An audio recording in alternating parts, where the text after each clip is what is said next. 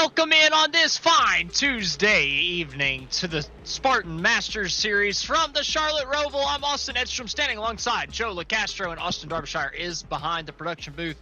As always, this time taking a little bit of a deviation from the normal left turn ovals that we typically see on the NASCAR schedule. This week, we're going to be coming down to an oval, but we're going to be turning a little bit to the right in the parking lot embedded in the infield here at the Charlotte Motor Speedway.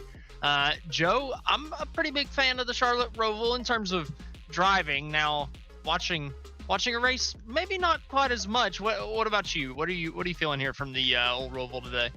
Now, to be completely transparent, relatively inexperienced in terms of driving the Roval, in terms of watching the Roval. I've seen a couple road races. I know a little bit about the strategies involved, but I'm looking forward to actually seeing how the SSRL drivers tackle something like this, because I've been watching oval for the past several weeks. I think it's time for me to mix it up.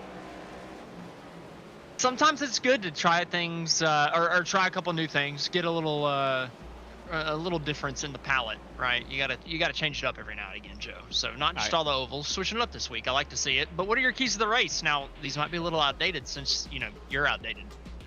That's all right. Well, my keys to the race are going to keep things pretty simple. One, master the braking zones. Normally, when we're oval racing, we have braking zones here and there, especially on intermediate tracks. But here, there's going to be braking zones all over the place, especially early. I believe the turn 1 braking zone. I was doing a little bit of research. It looks like that's going to be something that could trip them up. My second key for the race is to stay focused on the traffic. Traffic is very different here with less emphasis on things like drafting. You're going to have cars coming up from behind you very quickly into braking zones. Exiting a zone, you're going to need to be staying focused. So watch for cars ahead of you, but especially pay attention to cars behind you. And third, nail those chicanes, not the moving one. The chicanes, there's a couple on this track, areas where you can really bite the inside of the curb and jump the apex a little bit. And I've noticed that if you take those the right way, it's gonna work for you. But if you take them the wrong way, your car is gonna be upset and you're gonna feel it immediately. So that's what I'm hoping for. Yeah, with 40 drivers in the field here tonight, I think there's going to be a fair bit of people that take them the wrong way. So I think we're going to have a good couple of replays for our producer to go through by the end of tonight. Keep him on his toes. We're going to move into our broadcasters picks real quick. First, myself, I'm going with Joseph Kazi. I think he's going to go 2 for 3 on the year so far in the number 88. All right, not bad. I've been watching practice, and one of the more promising names was Johan Seminario. And watching him race, I've got to say, very, very impressive times in practice and in qualifying so far, too. And our producer is pulling the old Darby double up, going with Johan as well. And I feel like all those good picks, you got to qualify up towards the front. All of us picked the guy that qualified in the top 2, right? I know it's a long 65-lap race, but with a race with only one caution flag, you've got to have a decent qualifying spot. You got to be somewhere near the front of the field. Yeah, it is playing the long game, especially here when you can get very stretched out. When we're not going to have, the big one doesn't happen on a road course quite as easily with cars stretched out. So it's going to take a little bit more congestion to cause anybody to really group up again. If you get out front early, you're going to stay there for a long time. It'll be a battle between the front 2 right off the start. The couple of races that we broadcasted last night, the initial starts were pretty hairy. People going at all different times to the restart zone. So something we're going to have to keep an eye out on here tonight for the initial start, and the second one that we're going to end up seeing under yellow flag after stage number 1 at lap number 26.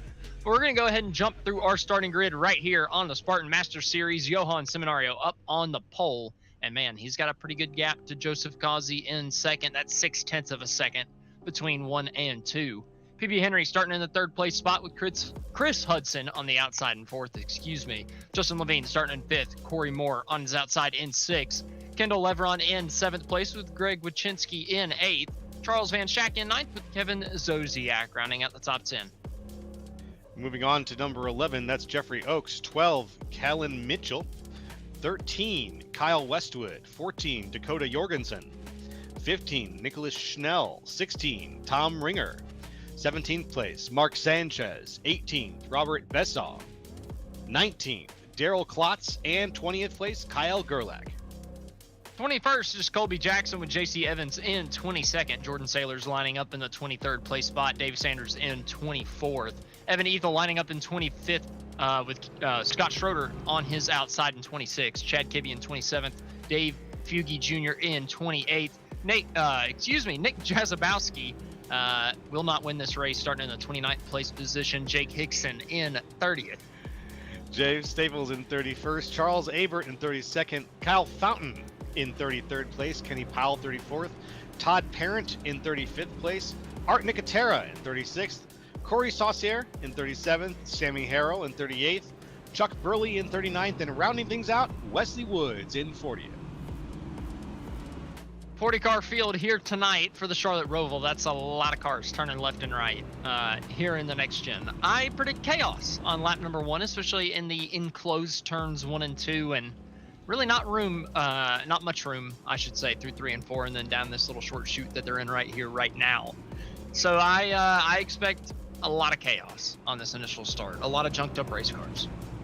Yeah, this is the kind of discipline that these guys, some of them have enough experience with. I know enough racers that I race with try to dodge road racing week, and they don't get a lot of experience out here. But with these guys racing at this level and in this league, I don't know. I'm excited to see how the SSRL drivers tackle it. Like I said earlier, it could be a big wreck fest on lap 1, but I don't know.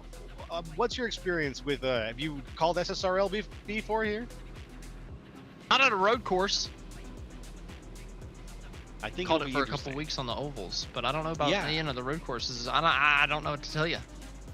Well, I know we're going to find out one way or another here, and I've seen a couple of these guys on ovals before, so I get a general idea of how they're going to do. Kazi, I know, is a menace on an oval. He qualified very, very high up here, so I know that he's got the kind of chops to do good with a qualifying lap, but with traffic at play, like I mentioned in my keys to the race, that could be very different.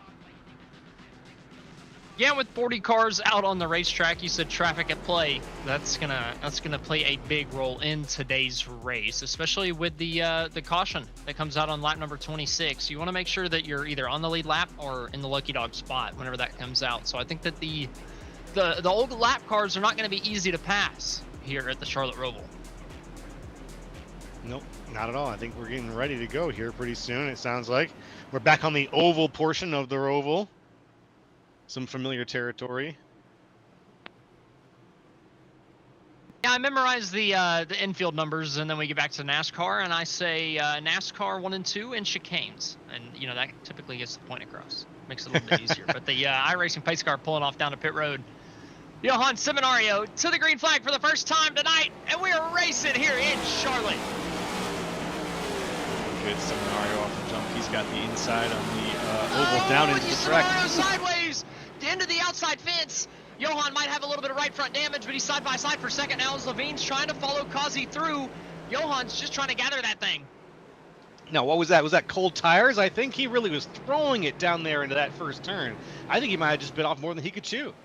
I think that's safe. I think it's safe to say it was mostly cold tires. Just jumping down into turn number 1, you're side by side trying to outbrake the guy, take the lead down into the first corner, set the pace of the race, and Johan just went ever so slightly too far on the cold tires. I mean, down into turn number 1, you got to back it up just a little bit. Yeah, I think you're onto something there. And now we've got Joseph Kazi out front with Justin Levine right behind him as things are finally starting to spread out a little bit here. That was a bumpy start, but it wasn't as bumpy as maybe it could have been. Yeah, there might have been a little bit more mayhem further back through the field. Maybe a couple people had some type of issue, but still people coming out of NASCAR 2 and down to the backstretch chicane. Kazi's your leader. I'm worried for Johan going forward. That was a pretty good pop to the outside wall, and it was mostly at an angle. Those are the ones you're worried about. Did it hurt the steering on the right front there of Johan? Could the toe be knocked out? Maybe we could get an in-car view just to get a little test to see if he's dealing with anything inside the car. That braking zone, man, that doesn't look first bad. turn.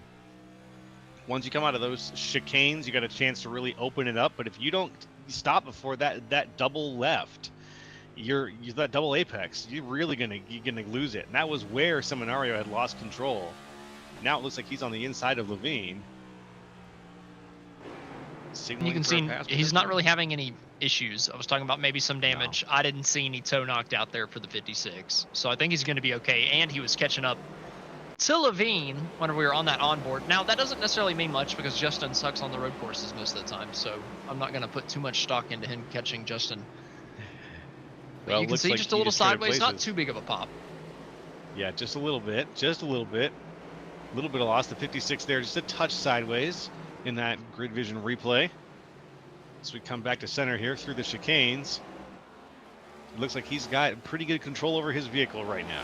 And he was able to pass Levine to get his place back a little bit. He's still one place down from the pole where he started, but Seminario is not giving up the fight. It did cost him a good bit of time before, or 1 lap ago, he was only 9/10 of a second off of your race leader, or at least second place was. So now 2.1, 2.2s. We're having some issues getting down into the backstretch chicane. Not too big of a surprise. I feel like that's going to be a problem spot all night long. Looks like a little ways back, we've got some cars that are making some moves here and there. Here's the number 3. That's Robert Bessaw. Oh, 82, Nick Jazabowski out of the last chicane must have had some type of an issue. Not quite sure what happened to Nick. We've got other cars coming down pit road already. Yeah, quite a few. Is the pit window open and now you can make it to the end of the stage with a gas and go? Is that what I'm seeing? Or are we seeing damage from that? It's hard to say. I'm looking to see who all's pitting. We've got about 5 cars that have all pit. So it might be the gas and go. Well, they've stayed on pit road for a long time, a lot longer That's than fair. what a gas and go would be. So, Oh, you're right. They're all approaching like 35, 40 seconds here. I'm at a loss. Yeah. Oh, wait. Maybe it was penalties potentially? No. Yeah, maybe. They all I don't serving know, penalties Kevin for a bad start, maybe. That could be it. Maybe they didn't serve a slowdown. I don't really know what to tell you. That's fair. Maybe they did some passing on the start. Maybe that's what they did. They did some passing. I mean, with on the start or everybody something. coming down and having a very similar exit time on that, I have a feeling it might have been either changing lanes or passing on the start. There is a weird situation here at this Roval where you have to wait and use the iRacing start-finish line at the start-finish, which is a little bit different, I think, than the racers might be expecting it. Joseph Causey still up in the race lead, putting that clean air to good use in that number 88 grid vision car. Johan Seminario in second. Justin LeQueen in third. And those nice pink colors there. Oh, the 51 coming back across the racetrack. That's not going to be a good rejoin. Sorry, 58, I should say. And then we had somebody in a Kyle Larson scheme come through and, well, nowhere to go whenever there's a car pulling sideways back across the racetrack in front of you. Nicholas Schell in the 58. Ringer right now. I think we got the camera on. What's his car number? That's a good question. Right now, I think 68. It's 68. There we go. His font's getting me. Ooh, Ringer. That's Ringing a Staples few collected bells. in that Yeah. one. Needs James to get off Staples the having a throttle. big issue. Kalen Mitchell's destroyed. His right front is absolutely gone. So something massive has happened to the 67 as well. Not quite sure. Let's see. It looked like it was coming back up onto the oval on Kalen's lap 2. A lot of issues coming back onto the oval and completely destroyed the front end of his car all by himself. Oh, we're starting to see the techniques of the Roval take their first victims as some of these guys are wrecking themselves out of the race, which is really unfortunate. Just takes one little mistake. Like, watch. It's just going to take one mistake from Kalen here. Getting a little too wide over the bumps, clipping the wall. Oh. His well, wheel that's must not have even shut off. a mistake, huh? That's just the wheel shutting off. So, not much you can do there. Not much you can do there if you're Kalen. He's complained to me recently about some wheel troubles. I think that they have just escalated quite a bit. Yeah. That's going to be that's really close to disqualifying from the race. He might just be out. With that much damage, really I would assume so. Justin Levine coming down pit road. This one being 5 laps into the race, don't think it's a penalty, but still early. Now I'm thinking maybe this is the fuel window. This might be maybe. closer to the gas and go, yeah. We'll have to wait and see how long Levine in the number 1 and Corey Moore in the number 11 take in their pit boxes as they come down pit road. Levine just now stopping in his box. Handful of seconds and he's gone. Did not see any jacks going up. Corey Moore, more Keep my of the eyes on same. Moore. Moore's in, Moore's He's out. leaving early, too. No jacks at all. 4 or 5 seconds of gas. Man, an issue coming through turn 2. A couple guys taking evasive maneuvers. Been able to at least survive. Could have been a little bit worse coming through there. That's the one section of the racetrack, right? It's like the S's at Watkins Glen. You really don't want to drive up those and see a wreck out in your windshield. Same thing with 1 and 2 here. Just walls on both sides. Nowhere to go. Good luck getting through. Good luck hitting your brakes in time. That's all you can hope for. With nowhere to go, you don't have many other options. Then whenever you hit your brake, you got to hope somebody behind you doesn't arc brake you. How often does that happen? I feel like every time you have the wreck missed, every time, arc brake. Seems about right. I would put money on that. Standard iRacing experience, but whenever you come to the leagues here like Spartan, it's a little bit better most of the time. 7 laps in here at the Charlotte Roval, 40 cars, and I haven't seen any big multi-car stack-ups. Just a couple of little, single car issues or something like Kalen where it's a hardware failure, nothing major. Yeah, just a couple of dust-ups here and there. Just sort of shaking off the rust of switching over to Roval racing when these guys are coming off of racing Talladega and Kansas the last couple weeks.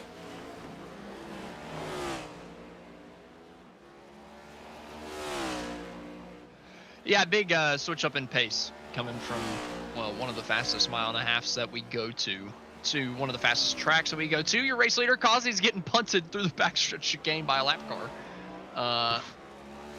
Very interesting for the 88. Could have been a lot worse than it was. Just was a failed bump and run, but nervy moment there for your race leader. He's got to be thinking about when's the right time to come down pit road. Do you time it early and try to dodge the lap traffic that you're now stuck in, the slowest of the guys out here? Or do you wait a little while, get through the slow guys, and then pit and hope that you have clean air after? That's a darn good question. Right now I'm watching Kazi make his way past those lap cars, and they are thankfully giving him a little bit of room to work. As he's Johan going down decided now. it's enough. Yeah. Yeah, there goes Johan, the 56 now. The beautiful Grid Vision 88 makes its way down and around. Big double right-hander. Now I gotta say, all the years that I've known Joseph Kazi, I've known him as a, eternal thrower. So he's looking really good right now. Lap number 8, comfortable lead even before the pit stop started. But I'm just wondering, how is he going to ruin this? I can see a speeding penalty being in his future. That might be it. Going into the pits and just blasting past the line. Like I'm telling you, classic Martin Truex Jr. stuff is what we see out of this 88. Just about every time he's on the racetrack. So I'm just thinking, when is it going to happen? We'll see how disciplined Kazi can keep He did it wreck tonight. himself last week. He did? He did wreck himself last week. I was gonna say, calling him from high slide recently, he's a winner. Oh, somebody's spinning in the backstretch. Is it the 08?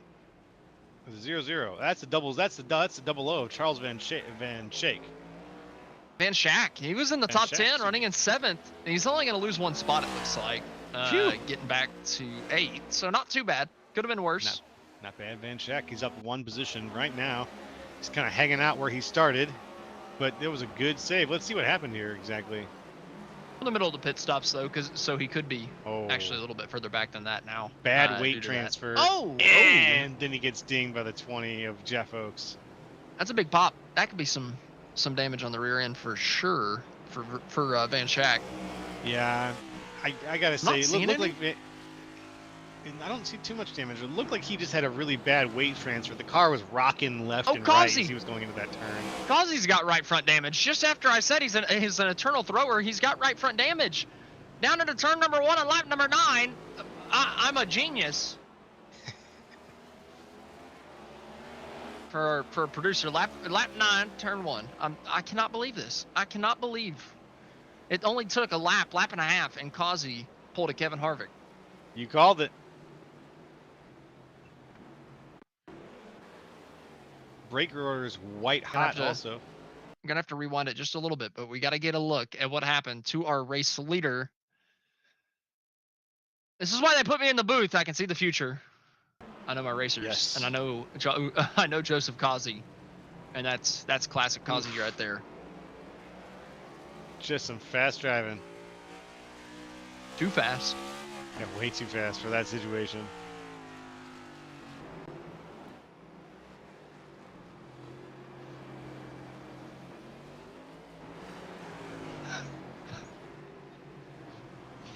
You're gonna have to wait and see if Kazi can hang on now with that right front damage that he's given himself. Well, with all the It's good gonna luck be- you're sending his way, I'm sure that he's been fighting uphill this entire race. And like I said in the pre-race, it looks like it's being reinforced here on the replay that Nick Jazabowski will not win this race. In the 82, coming down to the backstretch chicane, doesn't know where to brake for it, and loops that thing right around, baby. Gonna lose a little bit of time. Hoping to keep that thing on the lead lap before the yellow flag comes out, but I think that he might have already missed the train on that one. Actually, he's just at the back of the lead lap. That might have been what put the final nail in the coffin, though.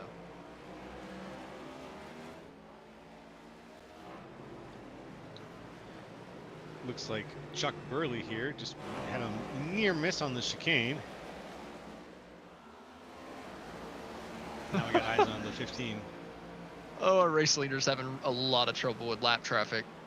A lot. I mean, I hope he doesn't get back in dirty air, because he doesn't seem to be great at passing at the road courses. He's got the speed, but the passing, I don't know.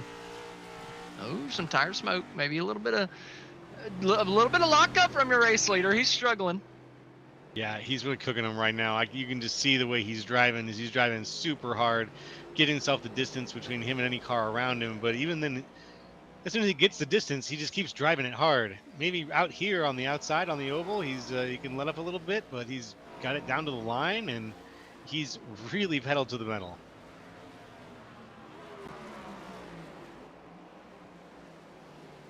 Ozzy's got that thing cooking up in the race lead for now. Gonna have to wait and see if he can hang on with that damage, though, after the pit stops. How close is the race for the lead gonna be? Currently at 7.5 seconds. That's PB Henry. He hasn't pitted yet either. 11 laps into this thing, keeping that lead respectable, as there's still a couple guys that have already come down pit road. The 77 into the fence, coming through turn number 1. Dave Sanders going for a ride. Let's have another look here. 77 of Dave Sanders, right? Oop, locked up, right into the wall. Talking about heartburn. Ooh. Very true. It's got to be the that's got to be the best sponsor placement. I don't think it's there in real life anymore, but man, that was iconic for a couple years. The Tums Heartburn turn. If I was a chiropractor, I would advertise at the apex of a turn. That'd be the best place to put it.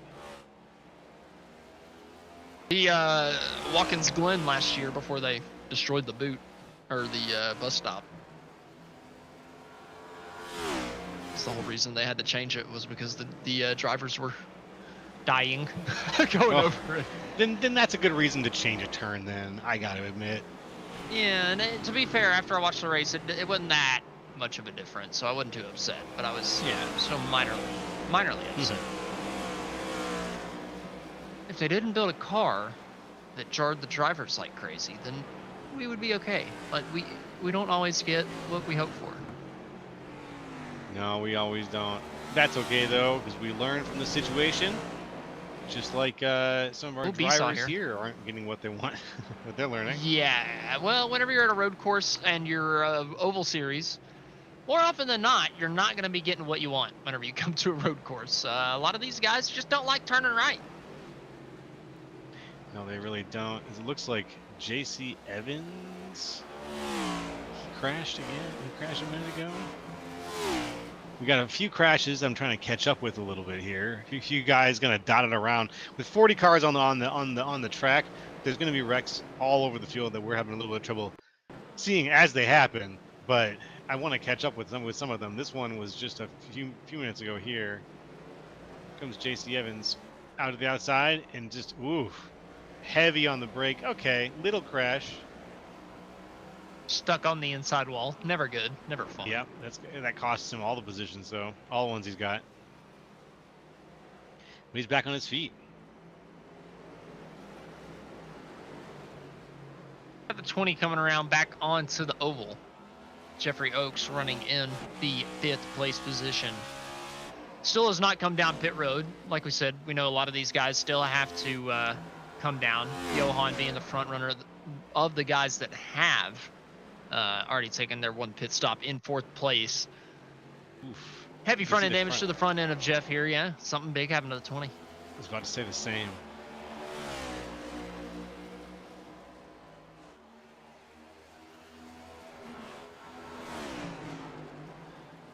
Well, it looks like he was involved in a wreck from a few laps ago. I remember that. I forgot which car he was involved with, but that's what that damage is from, I believe. Getting good tips in my ear here. Help me out. Remember that. Thank you very much. Oaks hanging on from Levain. Ooh, Levain looking to the inside, trying to get there. Not going to be close enough. Maybe going for the switchback, but still. Oaks just going to drive it in deeper. Oh, but maybe a little bit too deep, leaving the door open. Going to get a straighter run off, but he's just going to pull over to the side here for Justin. Let him go. Not going to hold up a car that's already been down pit road. You're not really fighting him. No, you're a league apart at this point, and you can tell quickly. And if you can tell, you need to make a decision to get out of the way, or you're gonna just be inviting trouble. Oh, your race leader, Joseph Kazi, coming down pit road. So we're gonna wait and see here for him to take his pit stop. Does Johan Seminario pass Joseph Kazi? Now that Kazi had that right front damage, had some slow ups, is it going to be enough for Johan to get by him? He's already coming down the front straightaway. Kazi has not even pulled into his pit stall yet. Just as Johan gets to the apex of the front straightaway chicane, Joseph Kazi gets into his pit box. Kazi stopped for 4 or 5, maybe even 6 seconds. Johan going around, but Kazi's got the shorter distance here. Coming through 1 and 2, I think Johan's got him. Johan's going to go through to the race lead. He's going to have him by about a second. Not even. Not even. Not even a full second. Oh, Kazi wanted him. he almost destroyed himself coming out of pit road. There he goes. Super speed right now. Flying past him. Taking advantage of those fresh tires. Warming everything up. I wouldn't be surprised if Kazi was easily back into, podium position within the next lap or two.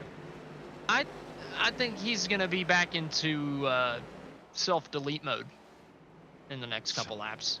Oh, yeah? I think that's a possibility. I think he's mad he's lost the lead. He's already made 1 mistake, cost himself the lead because of it, and now he's just looking at that mistake right through his windshield constantly. I think he's going to drive harder and maybe a little over his head. Oh, that's unfortunate. Well, if that does happen, it'll be a sad day. I'm trying to think of what else to say, but it's like I don't want that to happen. I want Joseph Kazi to feel good about his driving. Well, if it happens, we will be here on the other side of the commercial break to celebrate it. So be sure to stay with us as we take our first commercial break of the racing action.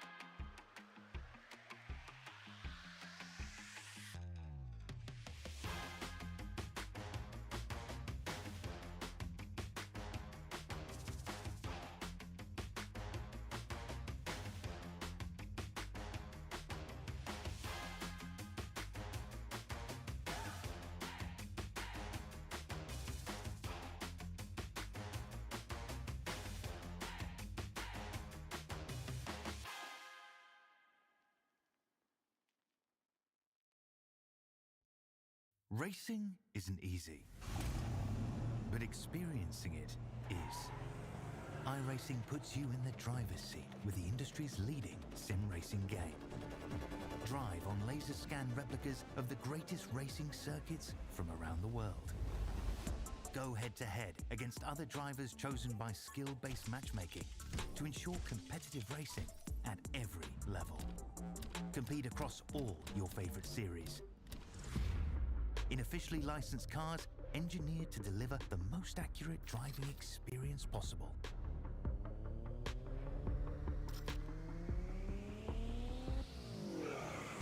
Join a race or host your own with players from across the globe. Race against the computer or in a league with friends. Feel the thrill behind the wheel. Visit iRacing.com.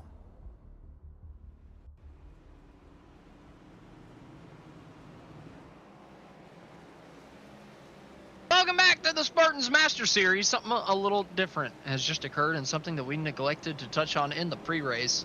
There's a little bit something different with the road course racing here in the Spartan Master Series, and that is once you reach a certain incident limit, a yellow flag flies. So the collective of the whole group, the whole field, all 40 cars, once those 40 cars reaches an incident point, then we go under caution. And we have hit that at lap number 17. A couple guys still out on the racetrack. PB Henry, Chris Hudson, maybe throwing some strategy out there. Maybe this is the caution that they were looking for. I don't know exactly what they're going to try to do with this, but could open up some strategies further down the line, and knowing that we could get one more caution in the middle of the second stage. Yeah, you're right. Most of the guys at the top right now started close to the top. So there hasn't been really too much of a shakeup yet being done by this yellow. It's really just kind of squishing everybody together and getting people more opportunities to make little plays here and there. The hardest charger we have so far on the night is in the 12th place spot. That's Jake Hickson. And so he's been the one making the most moves in terms of going from one place to the next. Up here at the front, though, we haven't seen too much shuffling going on. So let's see. Pardon me. Woo. Little hiccup there. Let's see how this mixes things up. Yeah, Hickson, you know, I said you got to start up front in the pre-race, but Hickson up from 30th to 12th. And he's got this caution in the middle of the first stage to where he's still on the lead lap. Maybe he hasn't pitted yet. Maybe he has. Regardless, he's gotten himself on the lead lap from starting 30th. With this caution, he's given himself a chance to restart in the top 19. He can come down pit road, take 4 tires, take gas. He's not going to be any lower than 19th. He started 30th, and you have a restart and a guaranteed caution coming in 8 laps. So he's got even more of an opportunity to make up spots. I'm loving this caution for a couple of these guys. I think it's going to shake up the strategy and bring a lot of the guys that were further back, mired back in traffic after qualifying. Give them at least an opportunity to race themselves up towards the front of the field. Oh, we've got a handful of guys right now who are hitting the pits. More than a handful of guys are hitting the pits. Quite a good amount. Almost half, a little less than half the field, it looks like, has decided to pit in.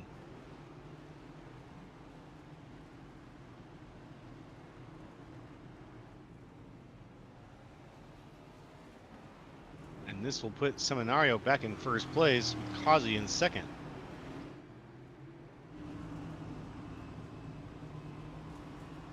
Y'all, these guys having to stay out on the racetrack, making sure that they keep that lead lap, right? If you came down pit road and you were in the back half of the lead lap, you were probably going to get lapped at the pace that PB Henry and Chris Hudson were setting at the front of the field. So you had to be smart about when you were coming down pit road. A lot of these guys were giving themselves an opportunity. Going to be, I believe, 20 or so cars on the lead lap.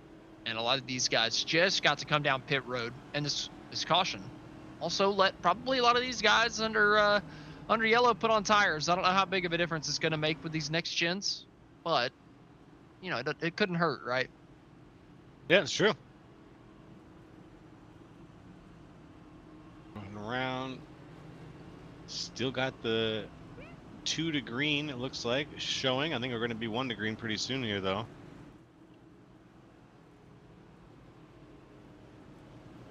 So got to let the wave around cars by, so we know we've got at least one more full lap under caution here.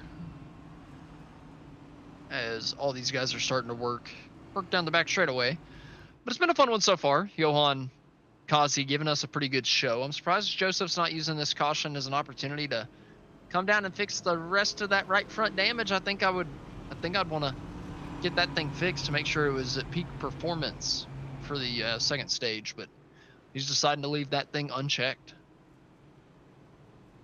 Yeah, this strategy there, I guess, is just stay out as long as you possibly can. You know, trust your vehicle. I mean, he can, he's going to come down at the end of the first stage, and so if he does that, That's fair. he's gonna get damage repaired just at the end of that. Now, he'll lose some spots if he wants to sit there for 5 extra seconds, and it's not a ridiculous amount of damage, but I don't know if it's anything more than 5 seconds. I almost think you just leave it, let it ride.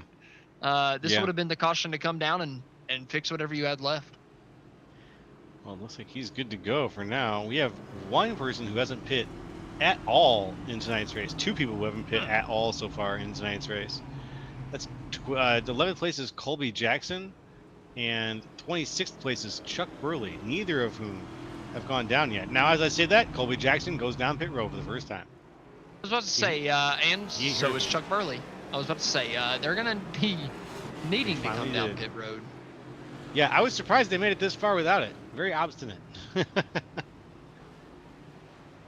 the way, a lot of guys coming in, topping off on gas here at the very end of the first stage. Going to be the yellow before the yellow at the end of stage number 1. Johan Seminario, your race leader. Joseph Kazi in second. Row 2 is headed up by Justin Levine with Kyle Westwood in 4th place. Kyle Gerlach, Kenny Powell, the top 6. Nicholas Schell, Chris Hudson, PB Henry, Jeffrey Oakes. That's going to be the top 10 fighting for the stage points. Let's see what happens here. Up there on the outside, poised and ready to strike. Who is that? Let me see. That's Kyle Westwood. Westwood is just ready. Just coiled a little bit, I can tell. He wants Levine to be aware that he is coming for the spot that Levine's holding on to. If it's on the inside, he's going to take it. If it's on the outside, he's going to pass him.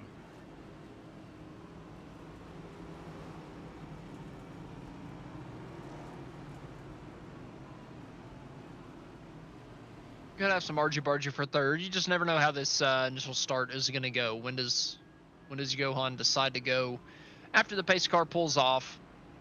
There's a lot of distance in that restart zone. It's in the middle of a chicane, so there's a lot of games that the leader can play, a lot of advantage to be had, and you never know how that spreads out. 3rd, 4th, 5th, 6th, 7th. Really spreads out the pack, gets them ungrouped from that 2x2 as we head down into turn number 1. So you'll never know what it's going to look like at the front of the field every time we come down to it. We hear a little bit of a revving of the engine from Seminario. He's getting ready to go. They're coming back around the back stretch of the actual oval portion of Charlotte again through the chicane. A chicane, I should say. There's more than one.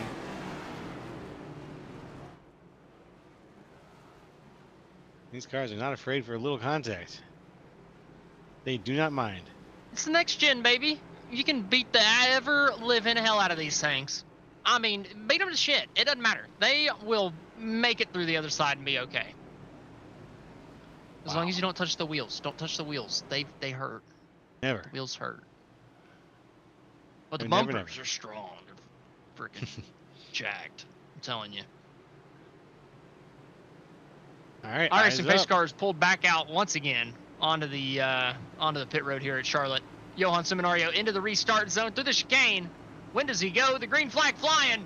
Seminario back to the gas. Levine side by side for second. Kazi almost loses it. Westwood goes spinning from 4th.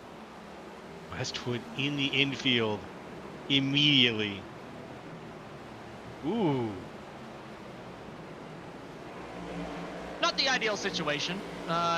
You said he was hungry for a fight. It was not a very long-lived fight. It was not very long-lived. No. He was too hungry. I think he was, he was desperate, and maybe a little too much. There was another car there too who really wanted to slice through it and was almost sideways on that turn. And I forgot if I knew who it was. Halen Mitchell's back out here, bruised and battered. There's some smoke up ahead of him. in the back of the field, but it looks like everybody's straight. Gonna get another replay, see what happened. Kalen's 3 wide, stuck on the outside. Doesn't turn for the corner, just gets out of the way for the most part. A little bit of contact. I think that might have been what everything was about. We just got a little notification ticker whenever a car stops, and that was Kalen right there. Yeah, we got a car that just slowed to a stop also. In the middle And of the here's field. Westwood on the restart on the in car. Just too much gas with too much wheel. Car goes sideways. Oof. Oh, man. That's unfortunate.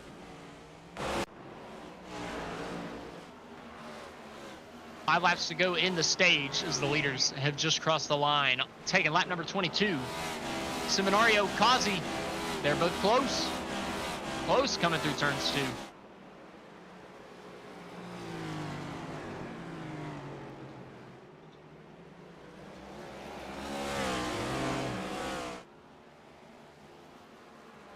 Yeah, we got some passing going on.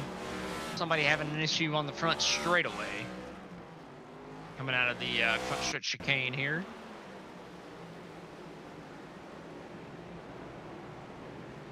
Let's see. Oof. Big lockup. A little too late on the brakes. Oh, and Yeah. then something else coming out of turn 2, the 87. Getting spun right around.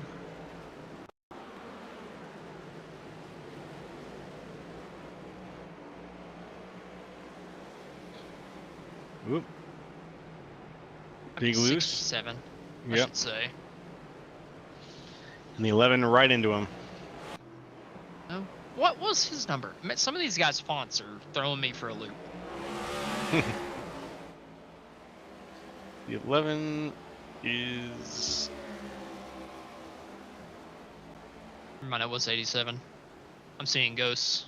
I'm seeing ghosts. Justin Levine!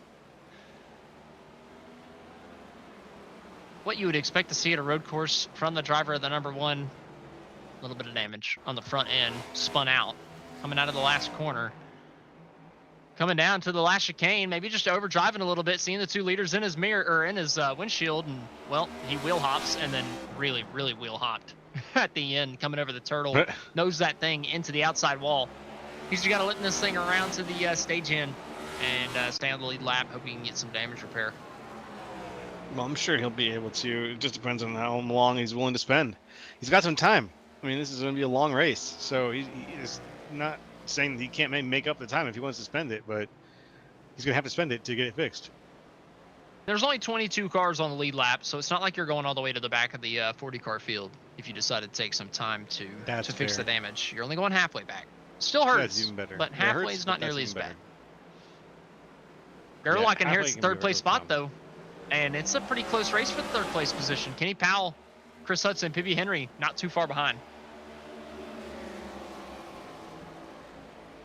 Oh, race for the lead. Kazi's to the inside of Seminario on the front straightaway. The 88 looking for it. Down to the inside of his teammate. Seminario takes the high road into turn number 1. Kazi pushing the door through 2. Just slides up across the nose of Seminario. He's going to take the race lead as Johan backs out of it coming through 1. He's not going to fight him too hard, or is he coming into 2? Little bit of a touch between the 2, but Kazi's going to get away with the race lead.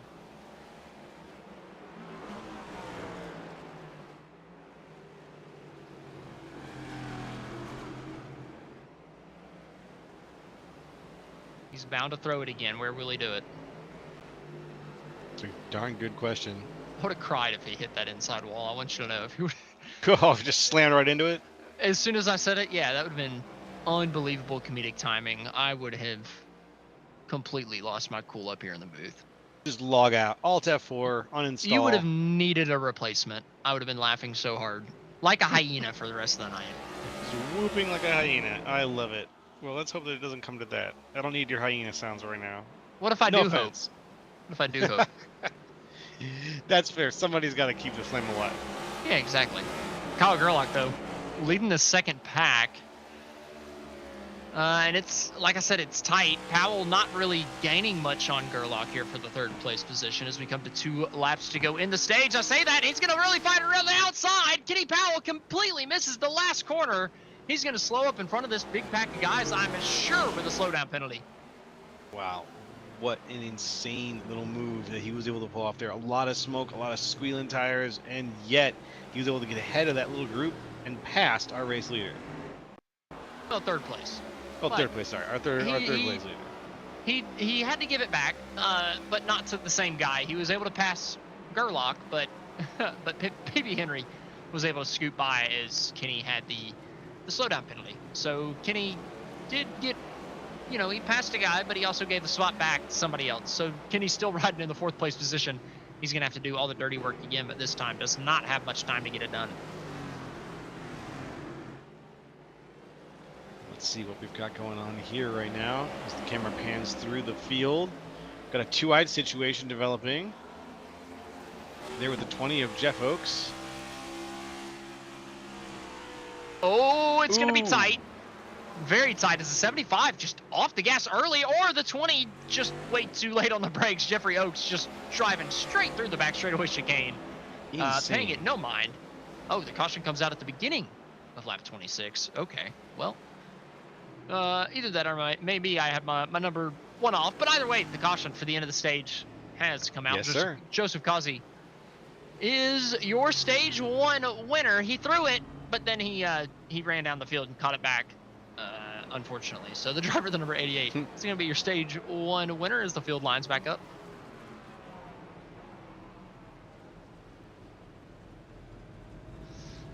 As everybody has to catch the iRacing pace car coming down the little short chute in the infield, we're going to go ahead and take a step away as we're under caution.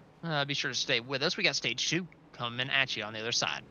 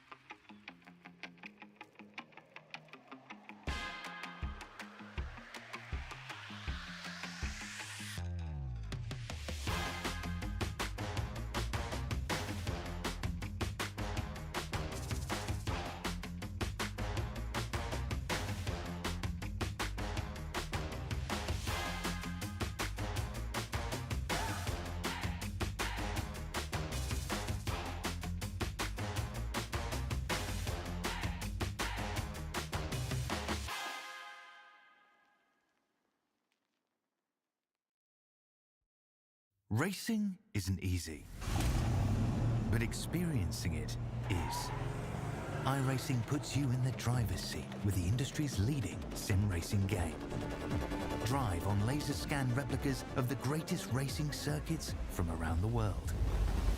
Go head-to-head against other drivers chosen by skill-based matchmaking to ensure competitive racing at every level. Compete across all your favorite series. In officially licensed cars, engineered to deliver the most accurate driving experience possible.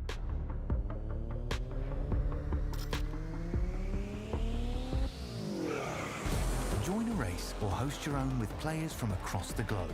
Race against the computer or in a league with friends. Feel the thrill behind the wheel. Visit iRacing.com.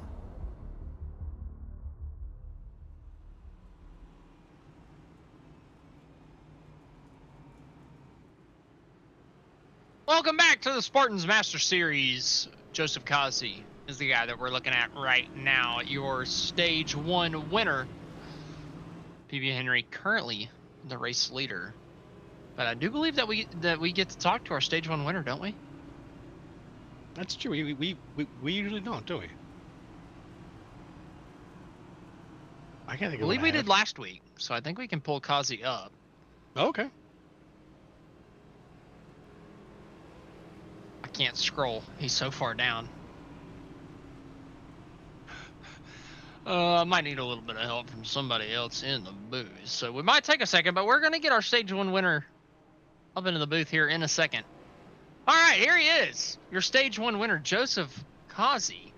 Can't believe I'm saying it after he went into the turn 1 wall. Joseph, first off, what were you thinking? I was trying to come over the radio and apologize to the car I bumped in front of me, and then I kind of messed up because I had all my stuff messed up. I had it on a different radio, and that kind of jacked me up. So that's what happened to that. But I mean, it's all repairable. It says it's wheel damage. Well, we see it's not affecting me that much. Well, Joseph, it hasn't affected you much yet, but this is about to be a little bit longer run. And, you know, everybody, you know, all the viewers last week saw you wreck yourself at Talladega, and now we've seen you almost wreck yourself here tonight. You know, we're starting to worry that it's, you know, a bit of a pattern from the driver, the number 88. Is there cause for concern? Do we need to be worried going over the course of the last, you know, 35 or so laps over this thing that, you know, you're just going to bend that thing? Nah, we got it all dialed in now. We're gonna try to avoid the wall from here on out and try to give a Johan a run for his money, because I think that's the only horse in this race right now with me to really give me a challenge. Well, Joseph, you won Stage 1. You were able to pass him at the end of it, even with a little bit of a damaged race car. So looking forward to seeing if you can put that number 88 up from second place up to P1 once again whenever we go back racing. Thank you for taking some time to coming up and talking to us. All right, appreciate it, guys. Thank you. Alrighty, that was your Stage 1 winner, Joseph Kazi. Mr. Producer Man, please move him back down to his happy little home. You know, I gotta say, it might be a little evil of me. I talk a lot of crap on the man, but he is my race pick. I did pick the guy.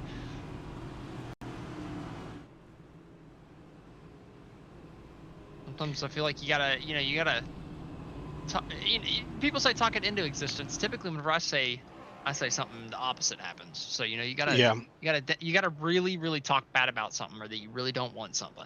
You got to work the And then opposite look end of the for it. karma stick. Yeah, exactly. I totally understand. I've had the same problem as a commentator too. And that You way, say if he something- crashes, I can just laugh and say, "Yep, I predicted it." Frees you It's a of win-win. anything. Exactly, it's a win-win. It's like if I'm wrong, it's like, yeah, I'm happy that you won. Good job. And if I'm right, then I'm happy that I'm right. And that you crashed. Thank you. Well, It was time will close tell. earlier. It was close earlier. He almost destroyed himself. Almost. I mean, it was close. true. And he Couple still got the times. damage to prove it. He said he had wheel damage. You never know how that could affect you over the long run. Could wear out those front tires a little bit more. Maybe take out some of the front turn. So we'll have to wait and see. After this Very restart, likely. can Kazi hang on? Let's see here. Everybody is chomping at the bit. Got that beautiful 2x2 stretch going into the chicane.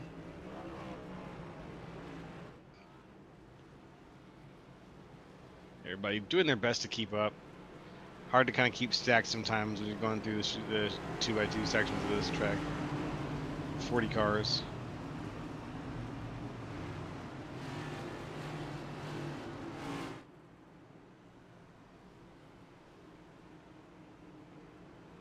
PB Henry up in the race lead. Joseph Kazi in second. Johan Seminario third. Charles Van Schack fourth. Corey Moore in fifth. Colby Jackson sixth. Justin Levine seventh. Kyle Gerlach in eighth. Chris Hudson ninth. Jeffrey Oakes rounds out the top 10 as we come down to the restart zone once again here at the Charlotte Roval. Henry Henry's going to be the one controlling the start. He's going to get back to the gas, so we're racing once again here at Charlotte, side by side for second, and Causey with a good start, but the 43 goes spinning further back across the start-finish line. The 3 gets turned down into turn number 1. Johan Seminario spins from third place all on his own. Chaotic restart here at the start of stage 2. Wow, what a restart. Absolutely. The wrecking was a little bit further back, so it looks like we're staying green right now. It hasn't quite hit the incident limit. So everybody involved in that wreck, sorry to see you go, basically, at this point. But that was what an unfortunate situation. We got a little bit of the replay here for you. Let's watch that. Just watch it get wild. Chris Hudson made contact with Gerlach here. Gerlach actually just spun it out, coming out of the corner, caught Hudson in the right rear. The 3 goes spinning, trying to avoid. That was Robert Besaw. I mean, it was just just super chaotic for a couple guys, and then Johan coming through turn 1 just lost it all by himself. Let's see what happens here. There it is. That big spin and the 3 to the infield.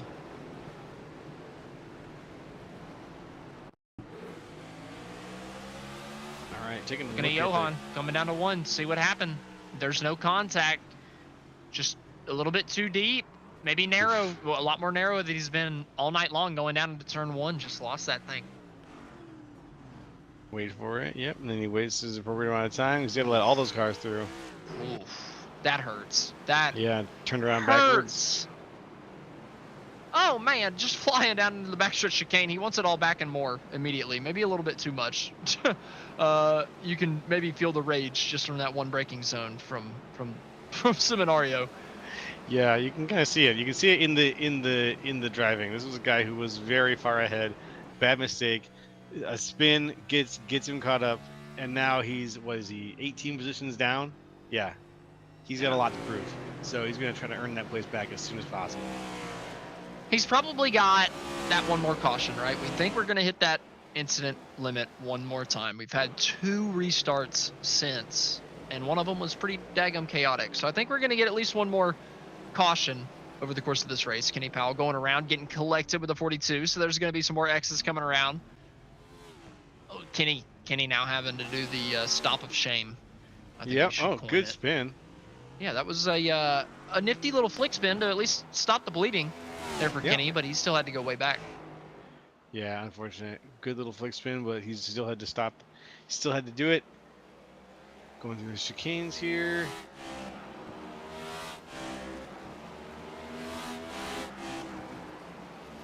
Good stuff. Man, tracks like this made me wish I was racing right now. It just looks like so much fun to just carve a great line through this track. And it looks like Colby Jackson apparently has just destroyed himself down into turn number 1. Yeah. Oh my goodness. The reaction from our producer makes me think this was a pretty big bomb. Let's see. Oh, yep, not a good one. Not a good one for Colby. Oof. Got on the brakes at the last second, but they probably didn't help him too much with the actual damage of the car.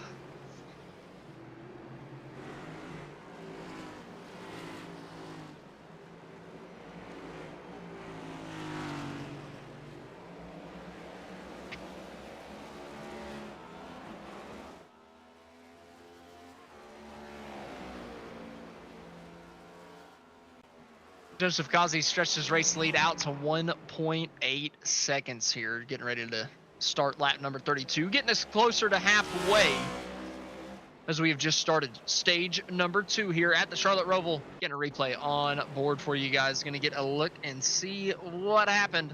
Yet another issue. Right after you said something, his causing increased his lead to 2.45 seconds. Oh, little double dose there. Wow. I believe the first car was the 38. It was Evan Ethel and Art Nicotera involved there, I believe. Yeah, Ethel's right front's destroyed. Nicotera got sent for a ride, but I think that mostly his car's okay. Ethel really got the brunt of that.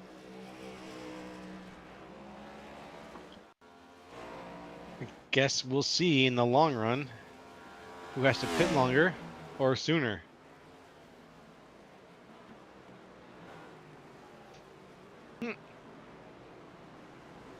Or as I say something. Jeffrey Oaks, man, I'm surprised that Oaks in that number 20 can tend to be in the top 5. He's got a lot of front end damage, but apparently we've got a big wreck on the replay, but it looks like it's 2 guys playing footsie with each other and then one stopping. Not quite sure what was going on in the replay there. Me either. Yeah, car pulled to a stop and he vanished.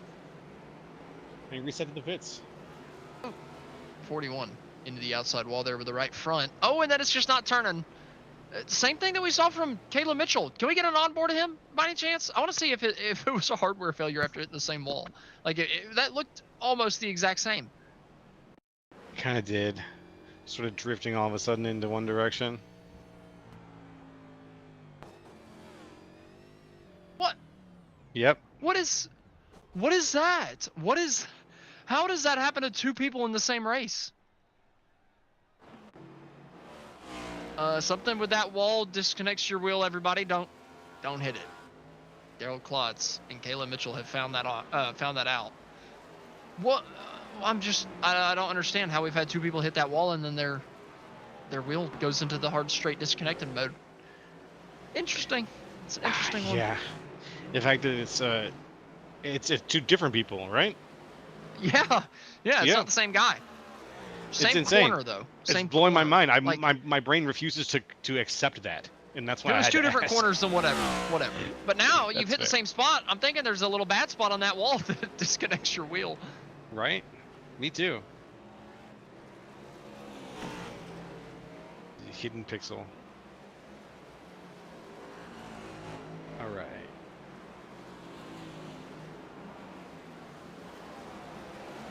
It's Kazi in the Peanut 88 car.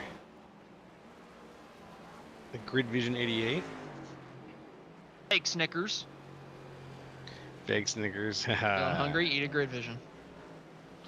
Eat at Grid Vision. Eat a Grid Vision. Eat a Grid Vision. Eat a Grid Vision. Come over here and just chop off one of Darby's fingers and give it a good old suck. Genius. Genius plan. Oh, Kalen did it again. Wait, no, please tell me this is not happening. This is okay. this is Mitchell. I thought we were. This is I the thought it replay. happened again. He's back on the racetrack. I did not I was get a worried. warning from my producer on that. I was worried he did it again too. I was like, "You're kidding me!" As soon as we got that There's replay, no daggum way. that is funny.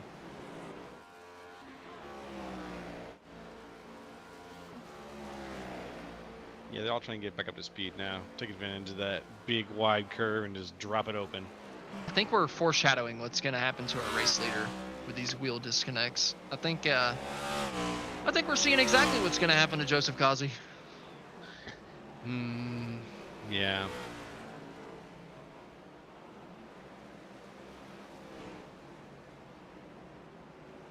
Let's see what everybody else is up to. We've got Kazi and Henry, who are about 4 seconds-ish apart from each other.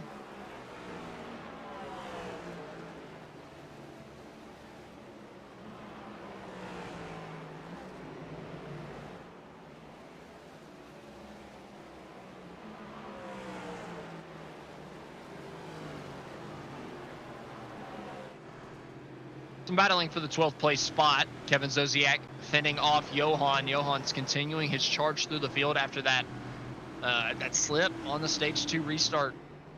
Had a big moment from the top 3, shuffled himself all the way down the running order. He's gotten himself back into the top 12. Just hoping to pick off as many positions as possible before that yellow flag flies. We saw one stopped against the boards in the rear view there. But Johan continuing his charge. When is that yellow going to fly? It's a good question. We've already had one based on incident points. We've had a couple of people disconnect now. The field's still very full, though. So despite a few disconnections, it's still very, very full field. Still 35, 36 guys out here, I think. Something 35, I think. Yeah. 35. That's a good number. It's not quite the 40 that we were talking about earlier. There's a couple guys stopped on pit road getting damage repair, but regardless, Most of the field's still out here, over 30. So it'll probably take longer than the first one, just because it's not quite the 40-car field. But we did have Right. 2 restarts, and like I said, the second one had a lot of chaos. So I wouldn't be Yeah. surprised. I would not be surprised to see that yellow flag fly within the next 10 laps. Yeah. That's what I'm looking for. Something within the next 10 laps.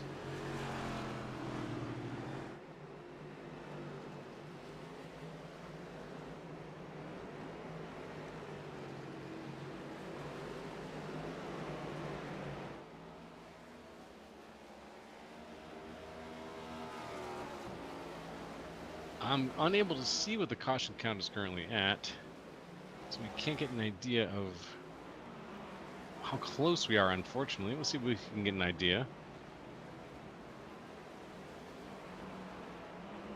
75 of Gerlach into the wall in the backstretch chicane. Gerlach and Shell are fighting for the 8th place spot. Johan coming up behind him. 3-way battle for the 8th place spot. Gerlach making way. Shell being able to get by. Maybe overcooking it a little bit too much. Shell goes over the turtles. Might have had to slow down. The 75. They're going to be 3 wide down the front straightaway. Johan's going to pick up 2 for the price of 1 coming down to turn number 1. As long as he doesn't overcook it. He doesn't do it. Doesn't make the same mistake as he did on lap 1 of stage 2. Johan up to 8 after that mistake. He just needs that yellow flag now. Really impressive driving out of Johan Seminario here, and out of everybody who was involved in that little segment there. That 4 or 5 cars, really, really, really good stuff. Very aggressive out of Seminario, but even the defensive driving, very, very good. And knowing when it was time to fight versus when it was time to give up honorably and fight another day, that was a textbook class of a high traffic situation.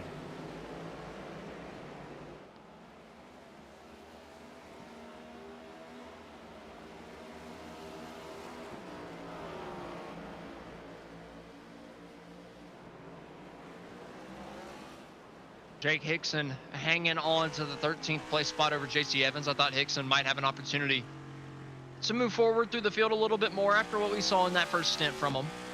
But Hickson has stalled in the 13th position.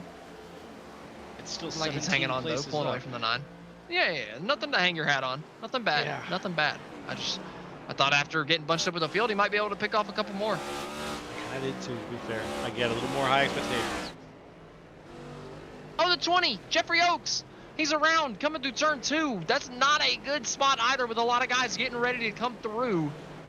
If he reverses he's that got to thing at sit the there. wrong moment, or if somebody's too wide, oh, he's gonna tow. Jeffrey Oaks from the top 5, now out.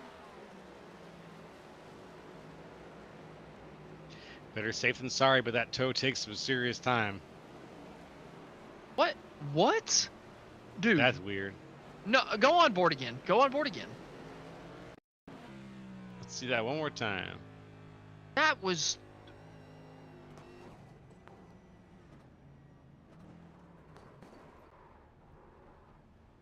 Yeah. He just downshifted? That'll do it. Okay, so not a wheel malfunction, not the brakes and the pedals. Just bad downshift, bad downshift. I was a little worried because that was the weirdest spin. I mean, going at relatively normal speed, and that was a very abrupt turn, right, for him to do the 180 as fast as he did it. Something big had to have happened. Just like here with the 32 around through turns 1 and 2.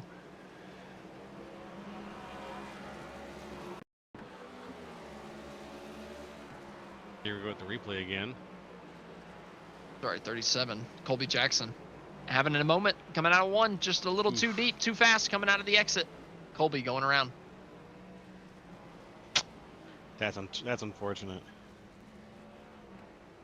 Just a little bit too much mustard on that.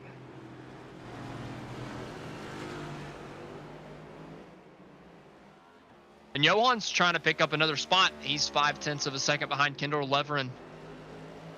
6th place battle going on now as we get back onto the banking. Johan wants to get as many of these out of his way before the yellow flies as possible. So if he can pass Leverin and then pass Van Schack, before the yellow comes out, that's best case scenario for Johan, but he's got to have it come out pretty soon after. Can't let this thing wait until 5, 10, 12 laps to go in it. He needs that yellow flag to fly with about 20. Here he goes now, Seminario, 6th position. Coming through the chicane. Great work cutting those corners. Close to the wall. Oh my god. Doesn't matter, this car's a tank. Defenders don't mind. Just a little touch, just a little kiss. Kalen, I think we might have had another wheel failure with how far off the racetrack he was. Oh no. I love an onboard of that one. What in the world, Kalen? I do not know. Oh, that was not definitely not a hardware issue. That was a Just driving hard. skill issue. It was a skill issue. Problem sorry, Kalen. I'm exists sorry. between keyboard and computer. Oh yeah. The user's mind was not plugged in on that one. Yeah. That's all right. He'll come around for the next one. Love you, Kalen. Don't worry, buddy. No hard feelings. None. Levine on the back bumper of PB Henry now for what's going to be second place. 0.2 of a second separate the two as we come down to turn number 3. Johan still trying to continue his march through the field. He's on the back bumper of Shaq for 5th. 2 battles going on at the same time right now as Levine's starting to fade off the back bumper of PB. I'm watching that PB Henry defensive driving. He's really just sliding out when he needs to keep the nose of Levine directly behind him and saying, nope, I'm gonna follow you just enough where I'm gonna make passing me extremely disadvantageous and very heavily discouraged.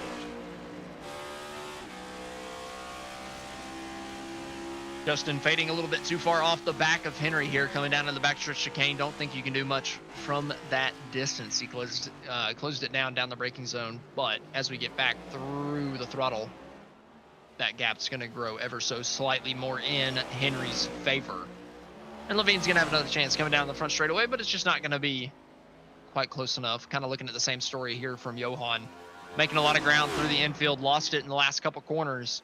Having to gain it all back on the braking zone down here into the backstretch chicane.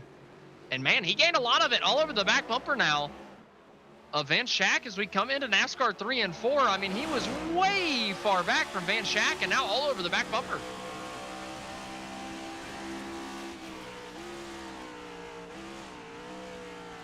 here. We've still got eyes on Seminario here right now, I believe. Throwing it into turn 1. Ooh, driving it deep, just taking it. That was where he had trouble when the race started, but it looks like he's learned his lesson. Now up to 5th, he's saying, all right, where's my caution? Where's the yellow flag? It can come out at any time now. I'm perfectly happy, perfectly content. I'm up to 5th. The next guy up the road is 11 seconds up. Throw my yellow. Yep. Somebody, please destroy the fence. Bring out the caution. Someone do something. Stack it up. If All we I can could think get the about right incident counts. Get a general idea of where things are. Oh, 77 tried. Dave Sanders having an issue into turn 1. I think this is the second time we've seen this from the 77. Missing the braking zone a little bit. Coming down into the corner. And yep, Here that's comes not the going to make corner. it. Oof. Ooh. Yeah. Locked up and into the wall. It's a tire barrier too. Come on, man. You got to put it in the softer portion. I don't know if iRacing actually transfers that over. I kind of doubt it. I think a wall's a wall on the game, but hey, who knows? Go for what looks like cushion. Yeah. Right. Try for the softest part of that wall, would you? Please don't hurt my car. Anything but that. This Seminario comes around. He's being trailed very closely by Van Schack.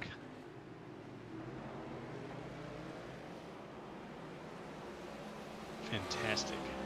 Beautiful driving right now for most of these guys. Even the guys who are overdriving it, they're doing it because they're finding confidence on the road, and that confidence is making me want to watch more.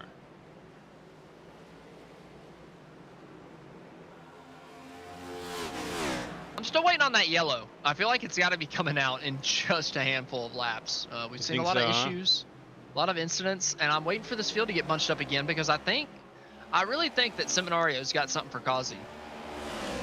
I think you're right. Bunched up would be probably the only way for it to get accomplished at this point. Levine trying to pass Henry here, coming down to the front stretch chicane, setting it up for exit. PB just better through the center. Justin tried to get him back on the exit, but it's not going to be enough. What a freaking corner there from Henry. Able to separate themselves once again, coming down to 1 and 2. They do have a lap car right in front of them. Could throw a wrench into things as PB's trying to find a way by. Let's see what happens.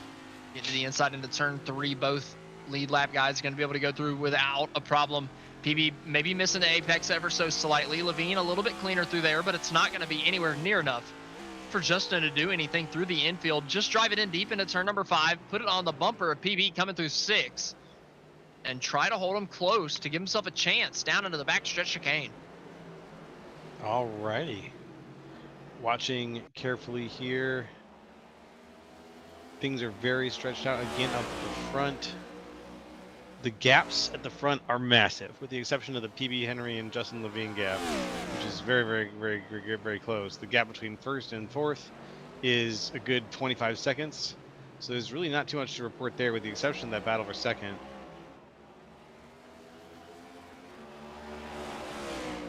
And it's not even a battle for second right now because Levine is staying very far back.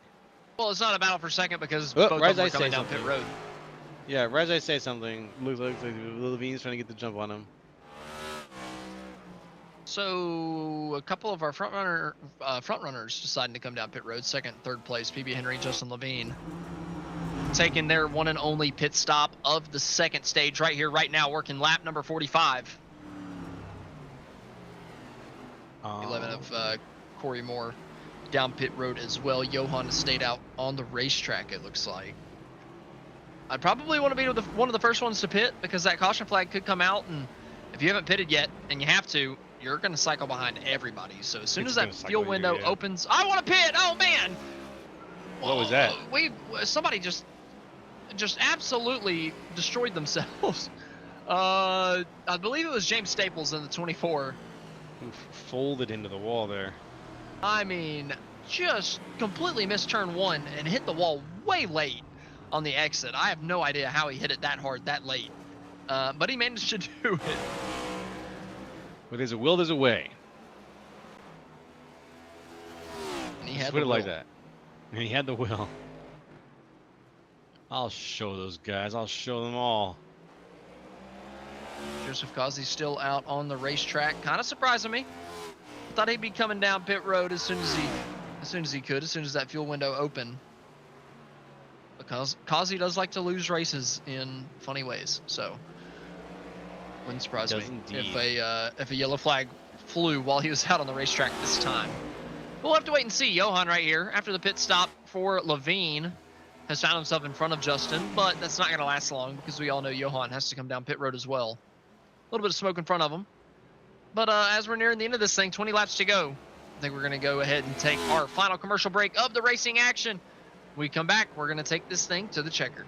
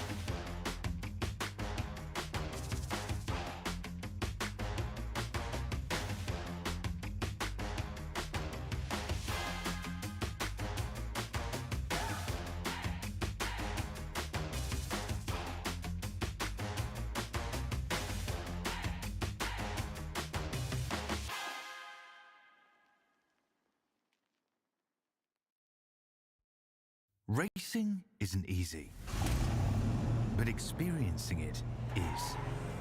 iRacing puts you in the driver's seat with the industry's leading sim racing game. Drive on laser scan replicas of the greatest racing circuits from around the world. Go head to head against other drivers chosen by skill-based matchmaking to ensure competitive racing at every level. Compete across all your favorite series. In officially licensed cars, engineered to deliver the most accurate driving experience possible.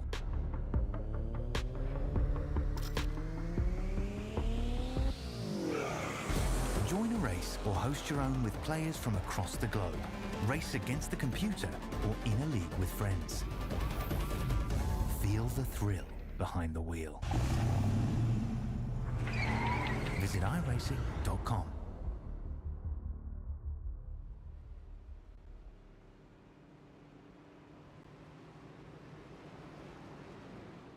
Welcome back to the Spartan Masters series, where the yellow flag has flown for what we believe, will be the last time of the race tonight. Going to get a replay of a couple things that might have happened here while we were away.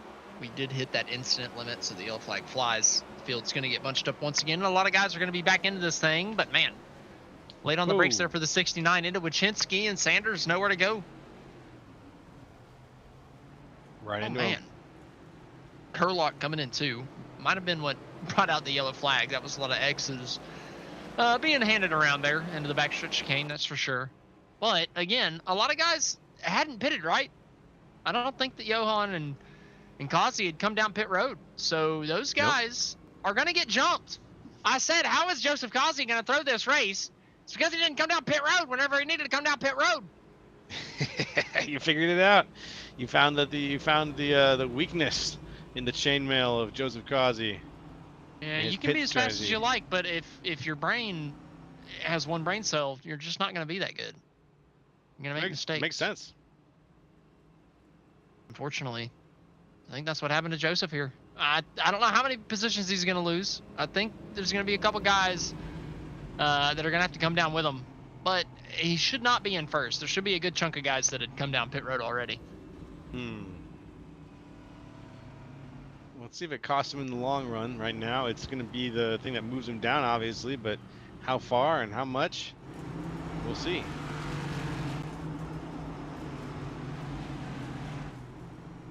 Still in. Pit still taking some time there. Is it just two? Is it just two that stay out? Is that it? Is that all Kazi's losing? That's unbelievable. I cannot believe these people had not come down pit road as soon as the pit window opens. I mean, unless Levine and PB Henry pitted before it opened, it's inexcusable. I don't know why you wouldn't come down.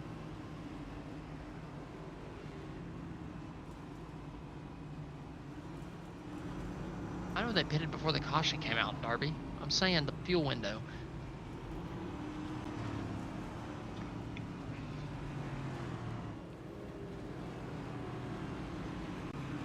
Gotcha.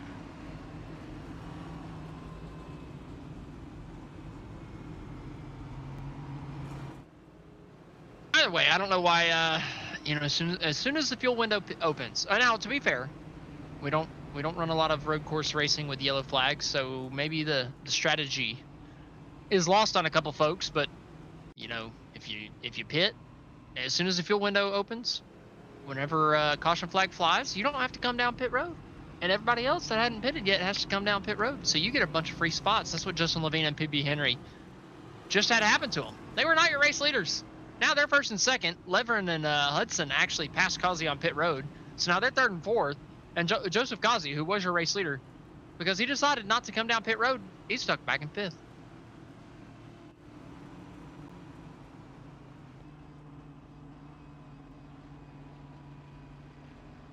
Let's see what we've got going on here as we got coming back around. I think we're getting lined up for the last pace lap pretty soon. These Roval restarts take so long. Each pit lap being a nice full lap of this course. Or pace lap, excuse me.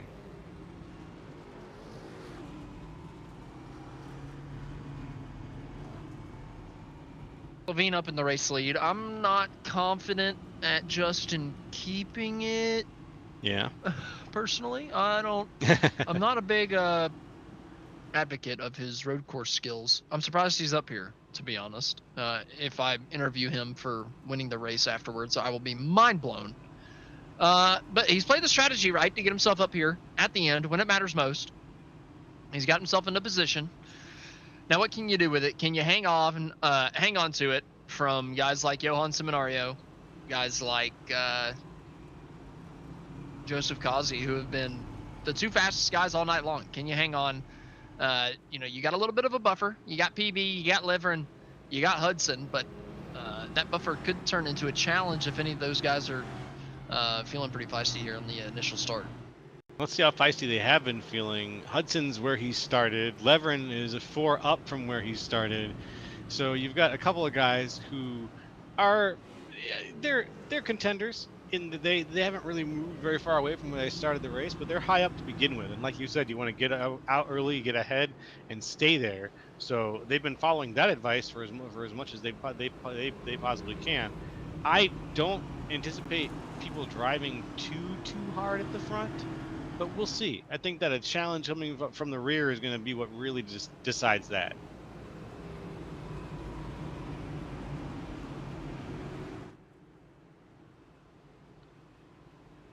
Oh, the lights are off.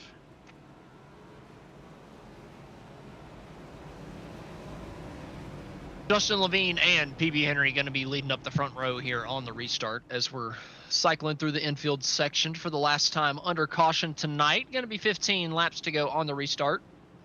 All of them should be under green. I do not see a way that we get to another incident limit by the time this race gets to the checkered flag. So we should be good to go to the end.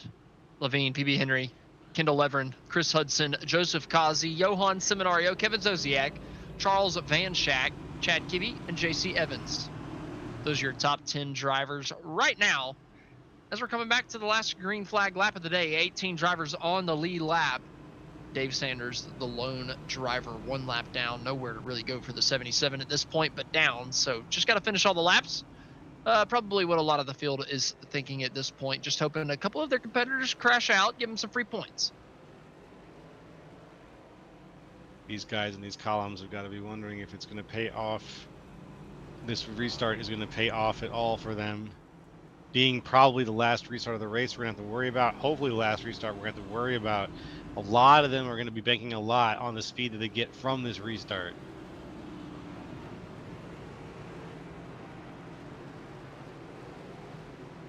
How do you get through that chicane on the front straightaway is going to determine how you finish in this race more than likely.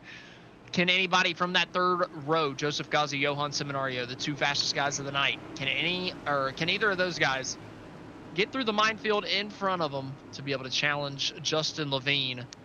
Over the course of the last 15 laps, we're about to find out as the iRacing pace car is pulling off of the banking here at the Charlotte Roval, and we come down to the front straightaway chicane for the final time under caution.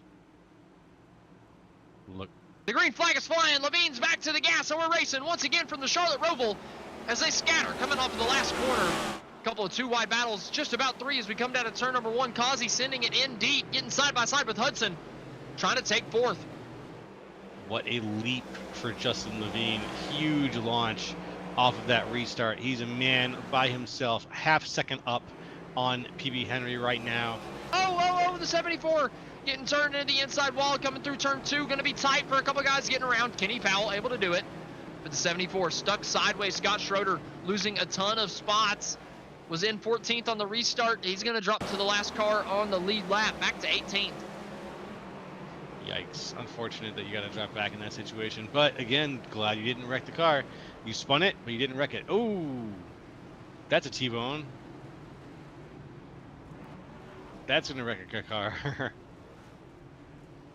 And I think Wyszynski might have hit the old incident limit there and got himself disqualified, having a car spin right in front of him. So tough break there for the driver of the 87.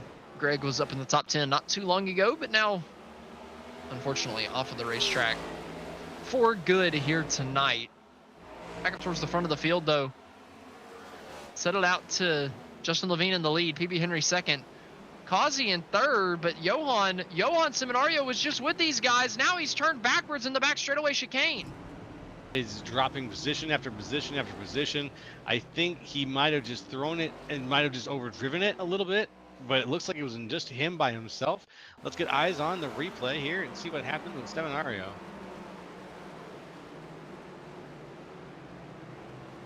Oh, just pushed it too far in the chicane and came around. Heavy contact. A lot of front end damage, and now, well, you don't have the caution to get you back to the field. Johan's just going to have to settle for finishing in the mid to late teens. We got to see back up. Let's see. Seminario, get out of there. He was just sitting there for some time during that moment while we just saw him. I'm glad that he's back on his feet now. He's rolling. It looks like he's got some damage, though. He's going to have to take care of sooner rather than later. He's sitting at 16th position now. So the Ballad of Seminario is still going on. It's not quite over, but with 13 laps to go, it's not going to be a very long one. Yep, coming to 13 to go this time as Levine is coming down into the chicane. Kazi all over the back bumper, hounding him into the second apex. Levine going to be able to get away. Kazi's just driving in a little bit too deep into the corner, being right up on the back bumper of Levine. Justin a little wide through turn one. Kazi able to gain a little bit more time back in on him, closing that gap back down to be able to make another lunge, make another go at your race leader. There he goes. Come on. Kazi looking for it. And there it is. Kazi with the pass. Very tight racing right now. Smooth driving out of Joseph Kazi and Justin Levine. Levine not happy with his second place position anymore. He was doing pretty good, but Kazi was just a little bit too excited, and Kazi was on newer tires. Kazi came through. Can Justin do anything into the chicane on the back straightaway? Kazi a little narrow, weird line for the 88. Levine just trying to get on the throttle ever so slightly earlier, not really able to do it. Kazi running a little bit higher, then getting it back down to the bottom of the racetrack through the banking. Here at the Charlotte Roval, can Levine do anything to keep it close this time? Coming into the front straightaway chicane, late on the brakes for the driver of the number one, but just misses the corner completely. He's going to pass Kazi, but he's going to have to give it right back up. What a corner cut. Huge corner cut. Just had to do it. If he didn't want to wreck his car, he had to do it. But I wonder what sort of penalty he might get levied for that. Sure, it's just a little bit of a time slowdown, so he's going to have to give up a good chunk of that time to the race leader. Maybe put him on the back foot against PB Henry for second instead, but that's going to just about do it for the battle for the lead. Now, like I said earlier, Kazi likes to throw these kind of races, so I wouldn't be surprised if him, destroying that right front again. But he's looking like the quickest guy out here right now. Yeah, I think he is legitimately the quickest guy out here. But when isn't he? Side by side for second. PB Henry looking to the inside of Justin Levine down the back straightaway, looking like he's thinking twice of it. PB not putting the moves on Justin just yet. Thought that might have been the place to do it, but maybe just not wanting to go side by side with the turtles in there. Would have been tight. Kazi out at front. Levine close in second behind, just being trailed by PB Henry. And then the next closest thing to that situation is Kendall Leveren, who's a full 6 seconds behind PB Henry. So this battle is really the 1-2-3.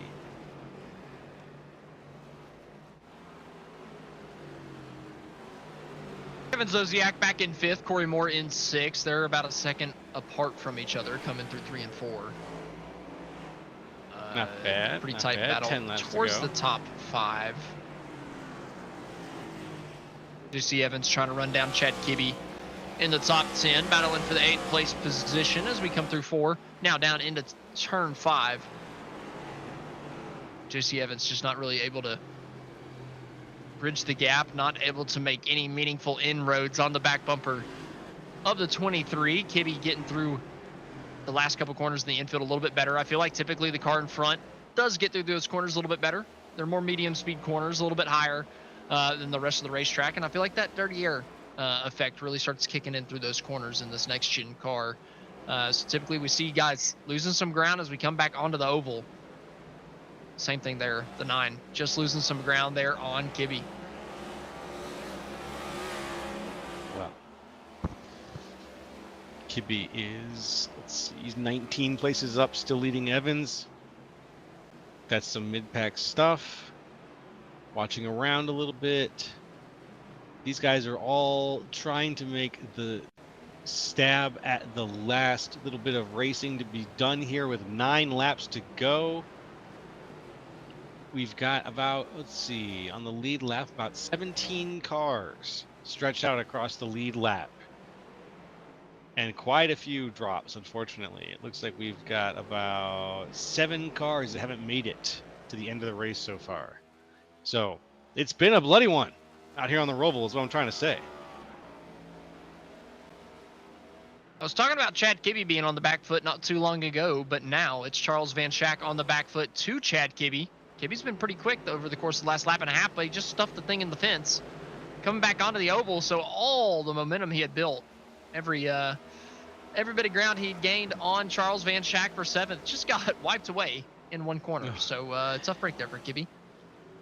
Yeah, he's got the charge going here. He's driving it hard. I'm not sure if that's going to pay off in the long run, but watching it from the perspective of Charles Van Schack,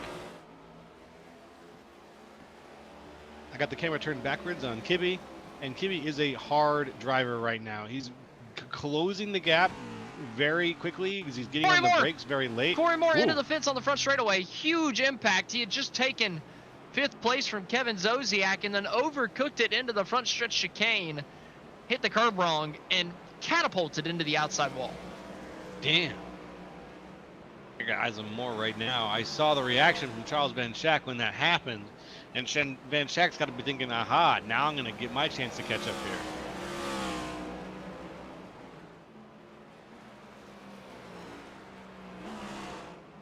Let's hope that he can.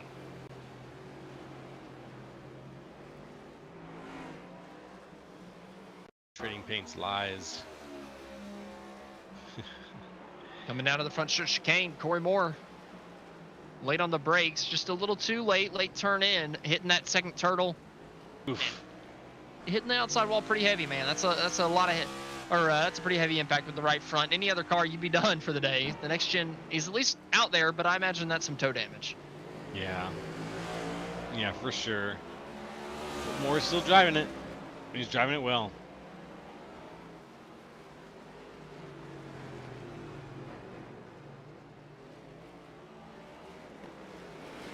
Someone driving extremely well so far. Your race leader, Joseph Kazi, still 8 laps on the board for him to make a mistake, but so far so good for the number 88. Yep. The 88 is, it's rare that it makes a mistake. I mean, I've called a lot of high slide races with Joseph Kazi racing in them, and it's hard to see him make a mistake. He's really one of the better drivers on the surface right now in terms of execution excellence. And I think that he's in a very good position to win this overall right now. I'll say it. I'll cross my fingers and say it now. It's saying a lot for a guy that has grid vision on the front of his car. It's true. Very, I know I'm very asking homer a lot, pick. but our very own Brian Britt recently won a top split. Justin Levine won a race last week. Brian Britt did not win a top split. Didn't he? No. There's no way. I thought so. I could be off. That man is like 1,500 I rating. That's fair. Probably not a top split then. But I'll go do the reading. I thought I read something about it, but I want to celebrate the man. That's all I'm trying to get I cheer for at. Brian as much as possible, and I hope he wins. But there's no way he won a top split race. I will lose my mind. It's all good. Yeah, if it's like a 2:30 a.m. top split, I'm not counting that. That's different. That's okay. Who knows in there. who knows? The top guy could be 1700 I rating, and that's not. It's not anything to. All I'm gonna say is a win's a win's a win. Okay. I won the 4:30 a.m. top split at Talladega. I'm good at this game. Yep. The SOF That's was beautiful. 980. Mama, I made it. I made it, Ma. Look at me. Joseph Kazi might have made it. That right front's not hurting him, even though he's got some damage. It's not hurting him yet. Holding on. Kazi's gonna make this work. We've got 6 laps left to go in the race. He's ahead.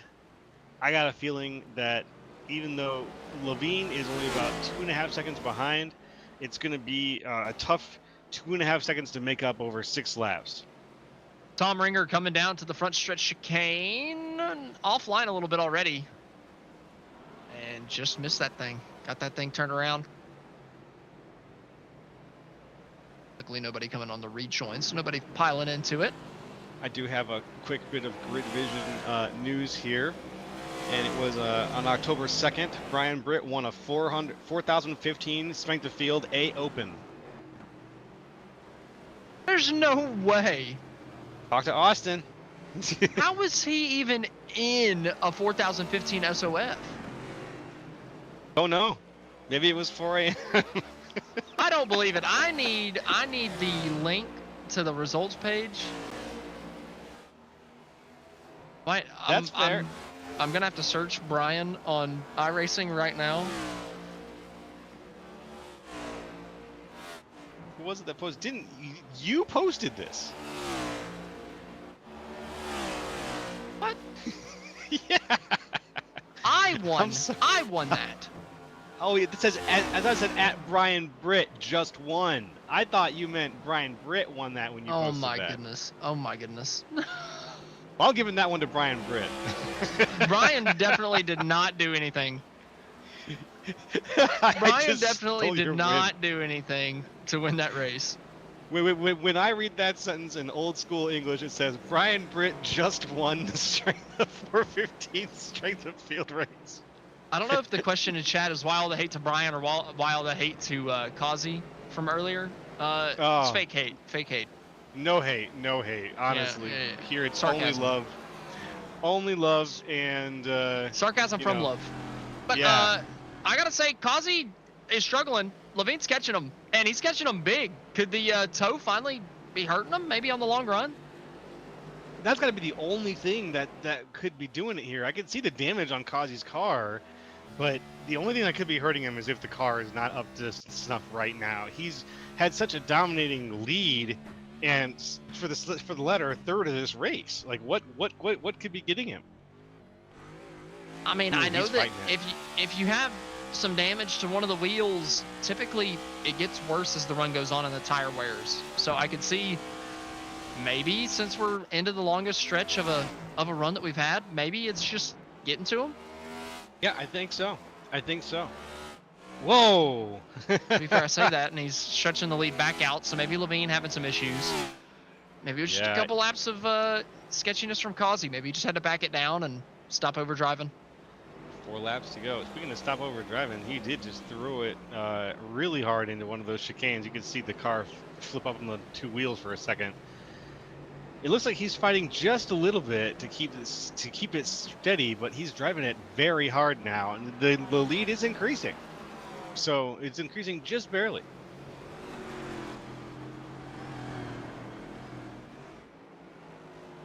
What can Justin do? Can he get there? I'm thinking no. I think Kazi's just a little bit quicker. On the whole, it's just does it hold up, Yeah. right? Is it damage playing with him? Does he make a mistake because of the damage? You never know. Could get you really, really tight through one of these right-handers. Yeah, and with each of these laps being 1 minute and 20 seconds long, roughly, based on the speed these boys are going, you get more time to make up time, but at the same time, all the technicalities that get thrown your way, you're not going to really have enough time to make up speed, to make up time. If you want to make up that time, you got to get close to him. Stick close, stay close. Because if you're fighting the chicanes, if you're fighting the braking zones, other traffic, it's really, really hard to start squeezing time out of somebody else.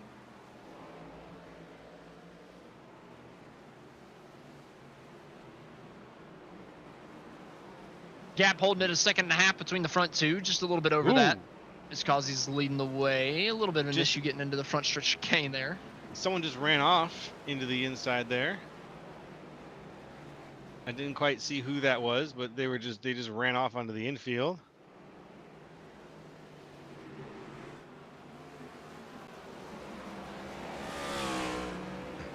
Still a decently tight battle for 6. Zodiac and Van Schack. Zodiac's passed Charles for the 6th place position a couple laps ago. Now trying to hang on is Chad Kibbe's trying to follow him through. Another 0.6 of a second back off of the back bumper of Van Schack here in the top 8. And then behind them a little ways, Kyle Gerlach trying to hang on to the last spot in the top 10, but Kyle Westwood is all over his back bumpers. We're getting a replay back to look at what happened to the number 8 coming down to the backstretch chicane. A little deep, catching the curbs, and it's going to push him wide, hard into the outside wall there. I guess the inside wall, it's outside of the corner, but inside of the racetrack, so that's a That is a weird one. How do you call that? You know, the outside of the turn? I usually go based on turn relativity. Yeah, same. So, like, Yeah. it would be the outside, but in the course of the racetrack, it's the inside. It's So the inside, yeah. you just can't be wrong. You can't be wrong. Oof. Yeah, back to 10th. Kyle Gerlach holding on to 10th place. Kyle Westwood, he'd gotten all over the back bumper coming out of the backstretch chicane to 75. Getting that back out a little bit, but through the infield here, I think Westwood could have a chance a little bit higher. Coming through the braking zone with more speed. Westwood trying to close the door. Little bit poor of a turn in, though, for Westwood. Gonna cost him a lot of time down the front straightaway. Could not get that quite figured out. Now he's going to have to just basically redo everything he did on the last lap. Thought he might have had a chance to make the move this time by, but he's going to have to regain all the ground he just lost on the front straightaway. And he's got no time to regain it now, as we have 2 laps left to go in the race tonight. Soon to be 1. It's not going to be a lot of time for Westwood to make that gap up. And so right now in the top 10, the hardest charger in the race right now is still Chad Kibbe, 19 places up. If you look back a little ways, Art Nicotera is up 18 places to 18th place itself from 36. So he's actually done a pretty good job too. And the white flag is flying here in the Spartan Masters Series tonight from the Charlotte Roval. Joseph Kazi, to be honest, he's looked like the fastest guy out here all night long. Only made the one big error that could have cost him the race. It didn't. He recovered from it, and he's put himself back out front, 2 seconds over his teammate. He's trying to score his 2nd win on the season early this year, really building a checkers or wreckers kind of season so far through 3 races. 2 wins, 1 race where you wreck yourself. That's a pretty decent ratio, I suppose. I accept. I wouldn't be upset with it either, good. especially with our championship format. You know, you got a 67% chance to win the championship at that rate. That's true. That's very true.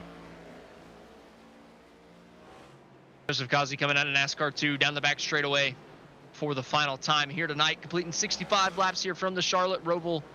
Just a little bit quicker than anybody else. Justin Levine 2 seconds back. PB Henry a whole 17 looking around out the podium.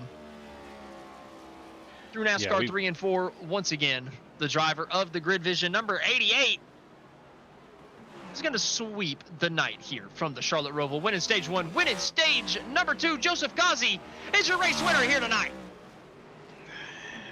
Big round of applause to Joseph Kazi, driving that 88 machine, that Toyota, across the line.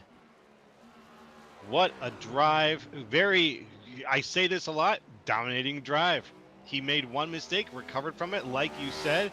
That bounce back bought him the race, and he took it away. Everybody else still coming across the line. PB Henry in 3rd, Kendall Leveren a couple seconds back in 4th. Corey Moore 6th. Whoa, that's not how counting works. Corey Moore in 5th. Kevin Zosiak's going to be in 6th place, just in front of Charles Van Schack in 7th. Chad Kibbe coming across the line in 8th. JC Evans in 9th.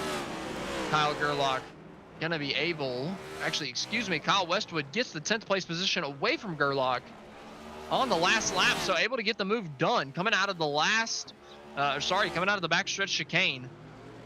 and down into the front straightaway. Westwood able to make the move on Gerlach, get the move done, and move himself into the top 10. Still a couple guys finishing up their race here throughout the field. A couple guys a lap down. Flagman still having fun with the checkered flag as we see B-Saw coming down. And I believe Schroeder is going to be the last guy on the lead lap to take the checkered flag. So that's going to do it here from the Charlotte Roval. As our top three are getting all sorted and settled, ready to come up to the booth, and Joseph Kazi's getting ready to do his victory celebration.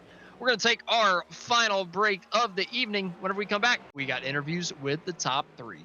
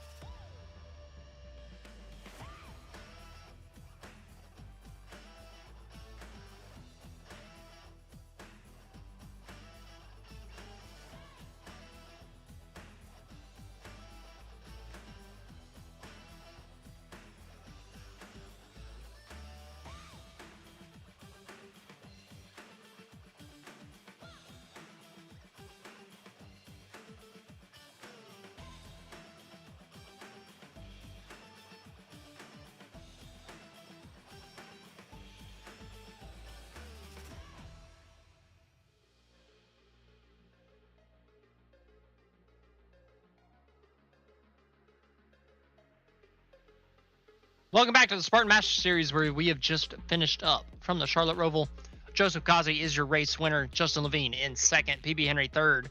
Kendra Leverin in fourth. Corey Moore rounds out the top five with Kevin Zosiak, Charles Van Schack, Chad Kibbe, JC Evans, and Kyle Westwood rounding out the top 10. In 11th place, Kyle Gerlach. 12th place, Johan Seminario. 13th place, Jake Hickson. 14th, Nicholas Schell. 15th, Robert Bissaw. I'm going to pronounce that right someday. 16th, Scott Schroeder. 17th, Kenny Powell. 18th, Art Nicotera. 19th, Tom Ringer. And 20th, Dave Sanders. 21st was Kyle Fountain. 22nd, Charles Abbott. 23rd, Dakota Jorgensen. 24th, Jason Staples. Rounding out the top 25 is Chuck Burley, with 26 being Todd Parent. Jeffrey Oakes, 27th, Mark Sanchez, and 28th, Chris Hudson, 29th, and Evan Ethel, rounding out the top 30.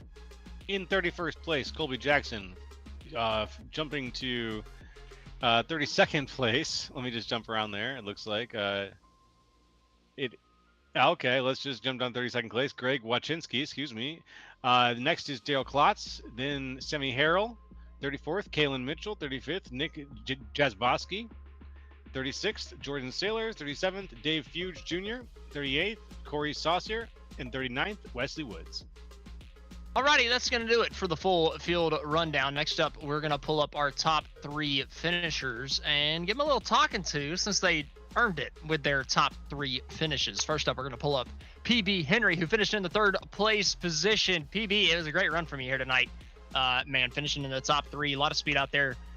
Showed some muscle up at the front of the field. Was there anything more you could have done, maybe whenever you had the race lead, to be able to hang on from guys like Kazi storming through the field? No, I don't. I just don't have that kind of talent, I guess, for road courses, especially this one. This is probably my least favorite, so I kind of just had what I had for tonight, and I'm very glad to come away with a top three. I would have been very happy with a top five, but top three is where it's at, so I'm going to take it and I'm going to run with it.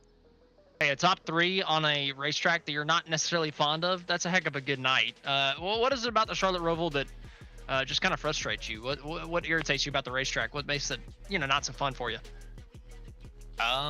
The concrete walls are unforgiving, and and just feels like it has no grip compared to the other road courses. Like you can kind of maneuver your way, and the turtles are just they just tear you apart, and it's so you have to be so finite with them. It's just not. I just don't like it compared to Coda or Watkins Glen or Sonoma. It's just so untraditional. You have to race it almost like a short track, and short tracks are just not my forte.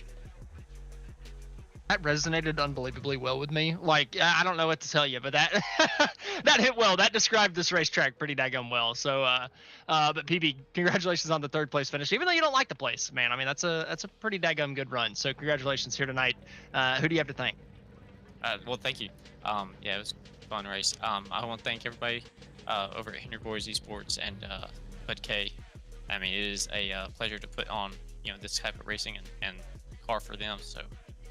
Can't thank them all enough for their efforts, and we'll go to the next race. Well, PB, congratulations once again on the top 3 here this week, and thank you for giving us a little bit of your time here tonight. Thank y'all. Alrighty, that was your third place finisher, PB Henry, tonight here from the Charlotte Roval. Next up, we're going to be pulling up a guy that I would have never thought in a million years would have ever in my life finished top 3 on something that wasn't an oval. I would have never thought that this guy could have done it, but he did it here tonight, finishing in the second place position. Somehow, Joe LaCastro is going to be given an interview to Justin Levine on a road course. Well, you heard it first here. You blew Edstrom's mind, Justin. How are you doing tonight? I'm sweating, man. That was the hardest I have raced on a road course just to prove him wrong. I really wanted to go up there and grab that win, but I just wasn't fast enough there. Talk to us a little bit about the end of that race, because there was some moments that we thought, oh my goodness, he's so close, he's going to grab it, and then it looked like Kazi was just driving that little extra 10% harder. When did you think maybe I had it, or what was your strategy toward the end of that race? Attack, man. On road courses, at least my strategy is just push the car as hard as you can every single time. I backed it up a few laps to cool down the tires after I got a little separation between PB and me. And seeing the lap cars give him a little bit of an issue there. I think it was the bus stop where he jumped the curb. I just turned on the jets as hard as I could until the tires were overheated, and then it went back and forth, and I just cooked him. Like, I couldn't catch him. It was like we were even or going back and forth on lap times. I needed to be closer to really put pressure on him. Yeah, we were seeing you throughout the race, really keeping the pressure on. I called the race last week. I think that you won, and that was an oval race, but this was very different. Is this how much of a change is it for you? I know obviously you blew Edstrom's mind, but how much of a change is it for you to switch from an oval race to a road course like this? Oh, it's night and day, especially where I'm not a ringer. I think I ran 20th at best in the SOF here, and I didn't have any time to practice before this race. I think I got a few laps in the practice session, but I didn't do any other lap time or anything like that. And to just slowly throughout the race figure it out, watch people in front of me, watch my teammates, it really helped. And here we are, P2 after it. Well, you did a fantastic job. Is there anybody you'd like to thank or shout out to tonight? Shout out to everybody that comes here and does this. This league is so much fun, and without the participation, we wouldn't be here on Tuesdays. Shout out to you guys. Can't wait to go back and watch the broadcast. And, of course, Ryko for this rocket of a set, man. Anybody that's actually a road course ringer gets in this car, they're going to light up the field. Oh, very good. Thank you for your time, and congratulations again on that silver medal. We'll see you around again, hopefully this week or next, okay? Sounds good. Have a good night. All right, take care. Back to you, Austin.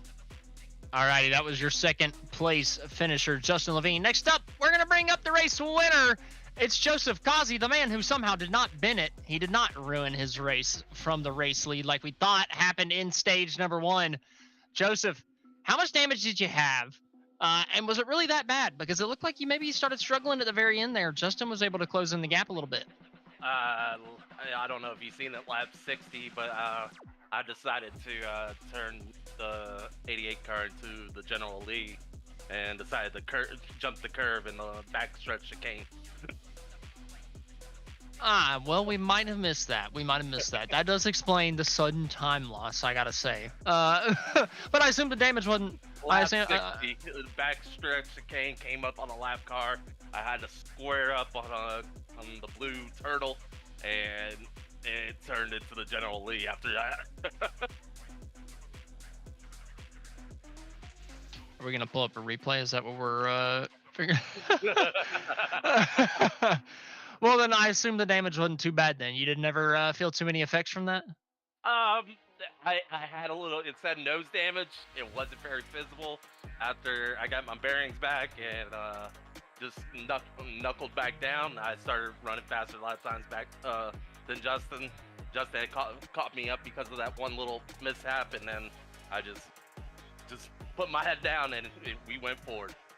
On that last restart, you had been leading the race, but all of a sudden you're sitting fifth, and you've got who I thought was probably the second fastest guy sitting on your outside. He had managed to rebound with Johan there. Were you kind of nervous there, seeing that all of a sudden, you had led this entire thing? Johan got trapped back in the pack from mistakes. All of a sudden you're sitting there side by side, and he's the guy you got to fight to get through the pack with.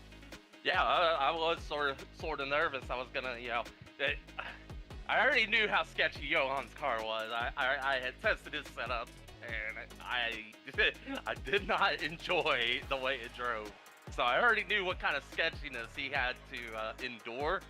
So when I was able to, especially the first lap, whenever we took off, I knew if I could beat him on the first lap and get out, then trying to hold him at bay was basically basically what I had to do.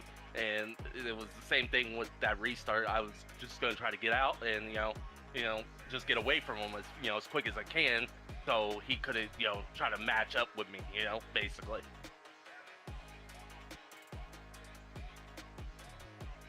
Yeah, backstretch. Might have been a different lap. lap. I'm looking at it, lap 6. Oh yeah, he went way wide. Yeah. Did you know? Yeah, he hopped, skipped, and jumped that curb a little bit. Did a little bit of X Games in the middle of Charlotte. I don't think they've ever been in Charlotte, but you brought them to Charlotte. Good job there, Joseph. And you brought home the checkered flag, so that's a pretty good night for you here tonight. 2 for 3 of the season. Whenever you're not winning, you're wrecking. So, we can officially call you Checkers or Wreckers here for the Spartan Master Series. So we appreciate that. For now. But Joseph, who do you have to thank at the end of this one? I thank my whole team. They helped me out and everything, trying to push me to go faster than what them. They're hard to beat, especially Justin and Johan. Those two are the top of the league that I usually gotta beat up on or try to beat basically. And without them to push me further than what they are, I don't know if I'll be as good as I am. A little bit of entertained competition. That's what I'm hearing, and I like it. But so you're saying your whole team, are y'all coming for the championship? All 3 of you? Are you going to be the top 3 by the end of the year? That's basically where you're always coming for it. We try to win it. We're very competitive against each other. I don't know if you've seen whichever Kansas race it was. We threw bombs at each other. I don't remember, Saturday night, and we push each other to the max. Well, I'm thinking that we're going to get a little bit of a F1 diabolical team situation where you all end up breaking each other out of the championship or something. So I'm looking forward to the downfall, gotta say. It probably will. We push each other as hard as we can. It's either all or none. Well, Joseph, congratulations on the win tonight. Looking forward to seeing if you can keep up your Checkers or Wreckers streak. Yep, we'll definitely try. All righty, Joseph. Have a good one. All right, later. That was your race winner, Joseph Kazi, here tonight from the Charlotte Roval. Joe, it was fun having you in the booth here this week, filling in for Brian. What did you think of the Spartan Master Series? I had a great time. I love the Spartan Leagues. It's really, really a lot of fun to watch. Roval racing, I didn't know what to expect, and I got a great show out of it. Honestly, I had an absolute blast. Well, Joe, thank you for coming along this week and helping me out. I do appreciate it. We're going to get a quick look at the schedule for this week ahead. It's not going to be much, just Friday night. The Charlotte Roval once again. A lot of Charlotte Roval this week. It's just about all you get here from Grid Vision. It's going to be the Riker Performance Friday night top split at 9 p.m. Eastern from, you guessed it, the Charlotte Roval. be there or be square, because I need somebody to talk to. Please help Or save be me. Roval. Be there or be Roval. But either way, that's going to do it here from us at Grid Vision. And we'd like to thank you for watching and participating in the chat. For more information on getting your league broadcasted or starting your career in broadcasting, contact us on Facebook, X, or email us at info@gridvision.live. Congratulations to Joseph Kazi on winning tonight's race from the Charlotte Roval. This has been Austin Edstrom standing alongside Joe LaCastro and Austin Derbyshire. We will see you next time on the Grid.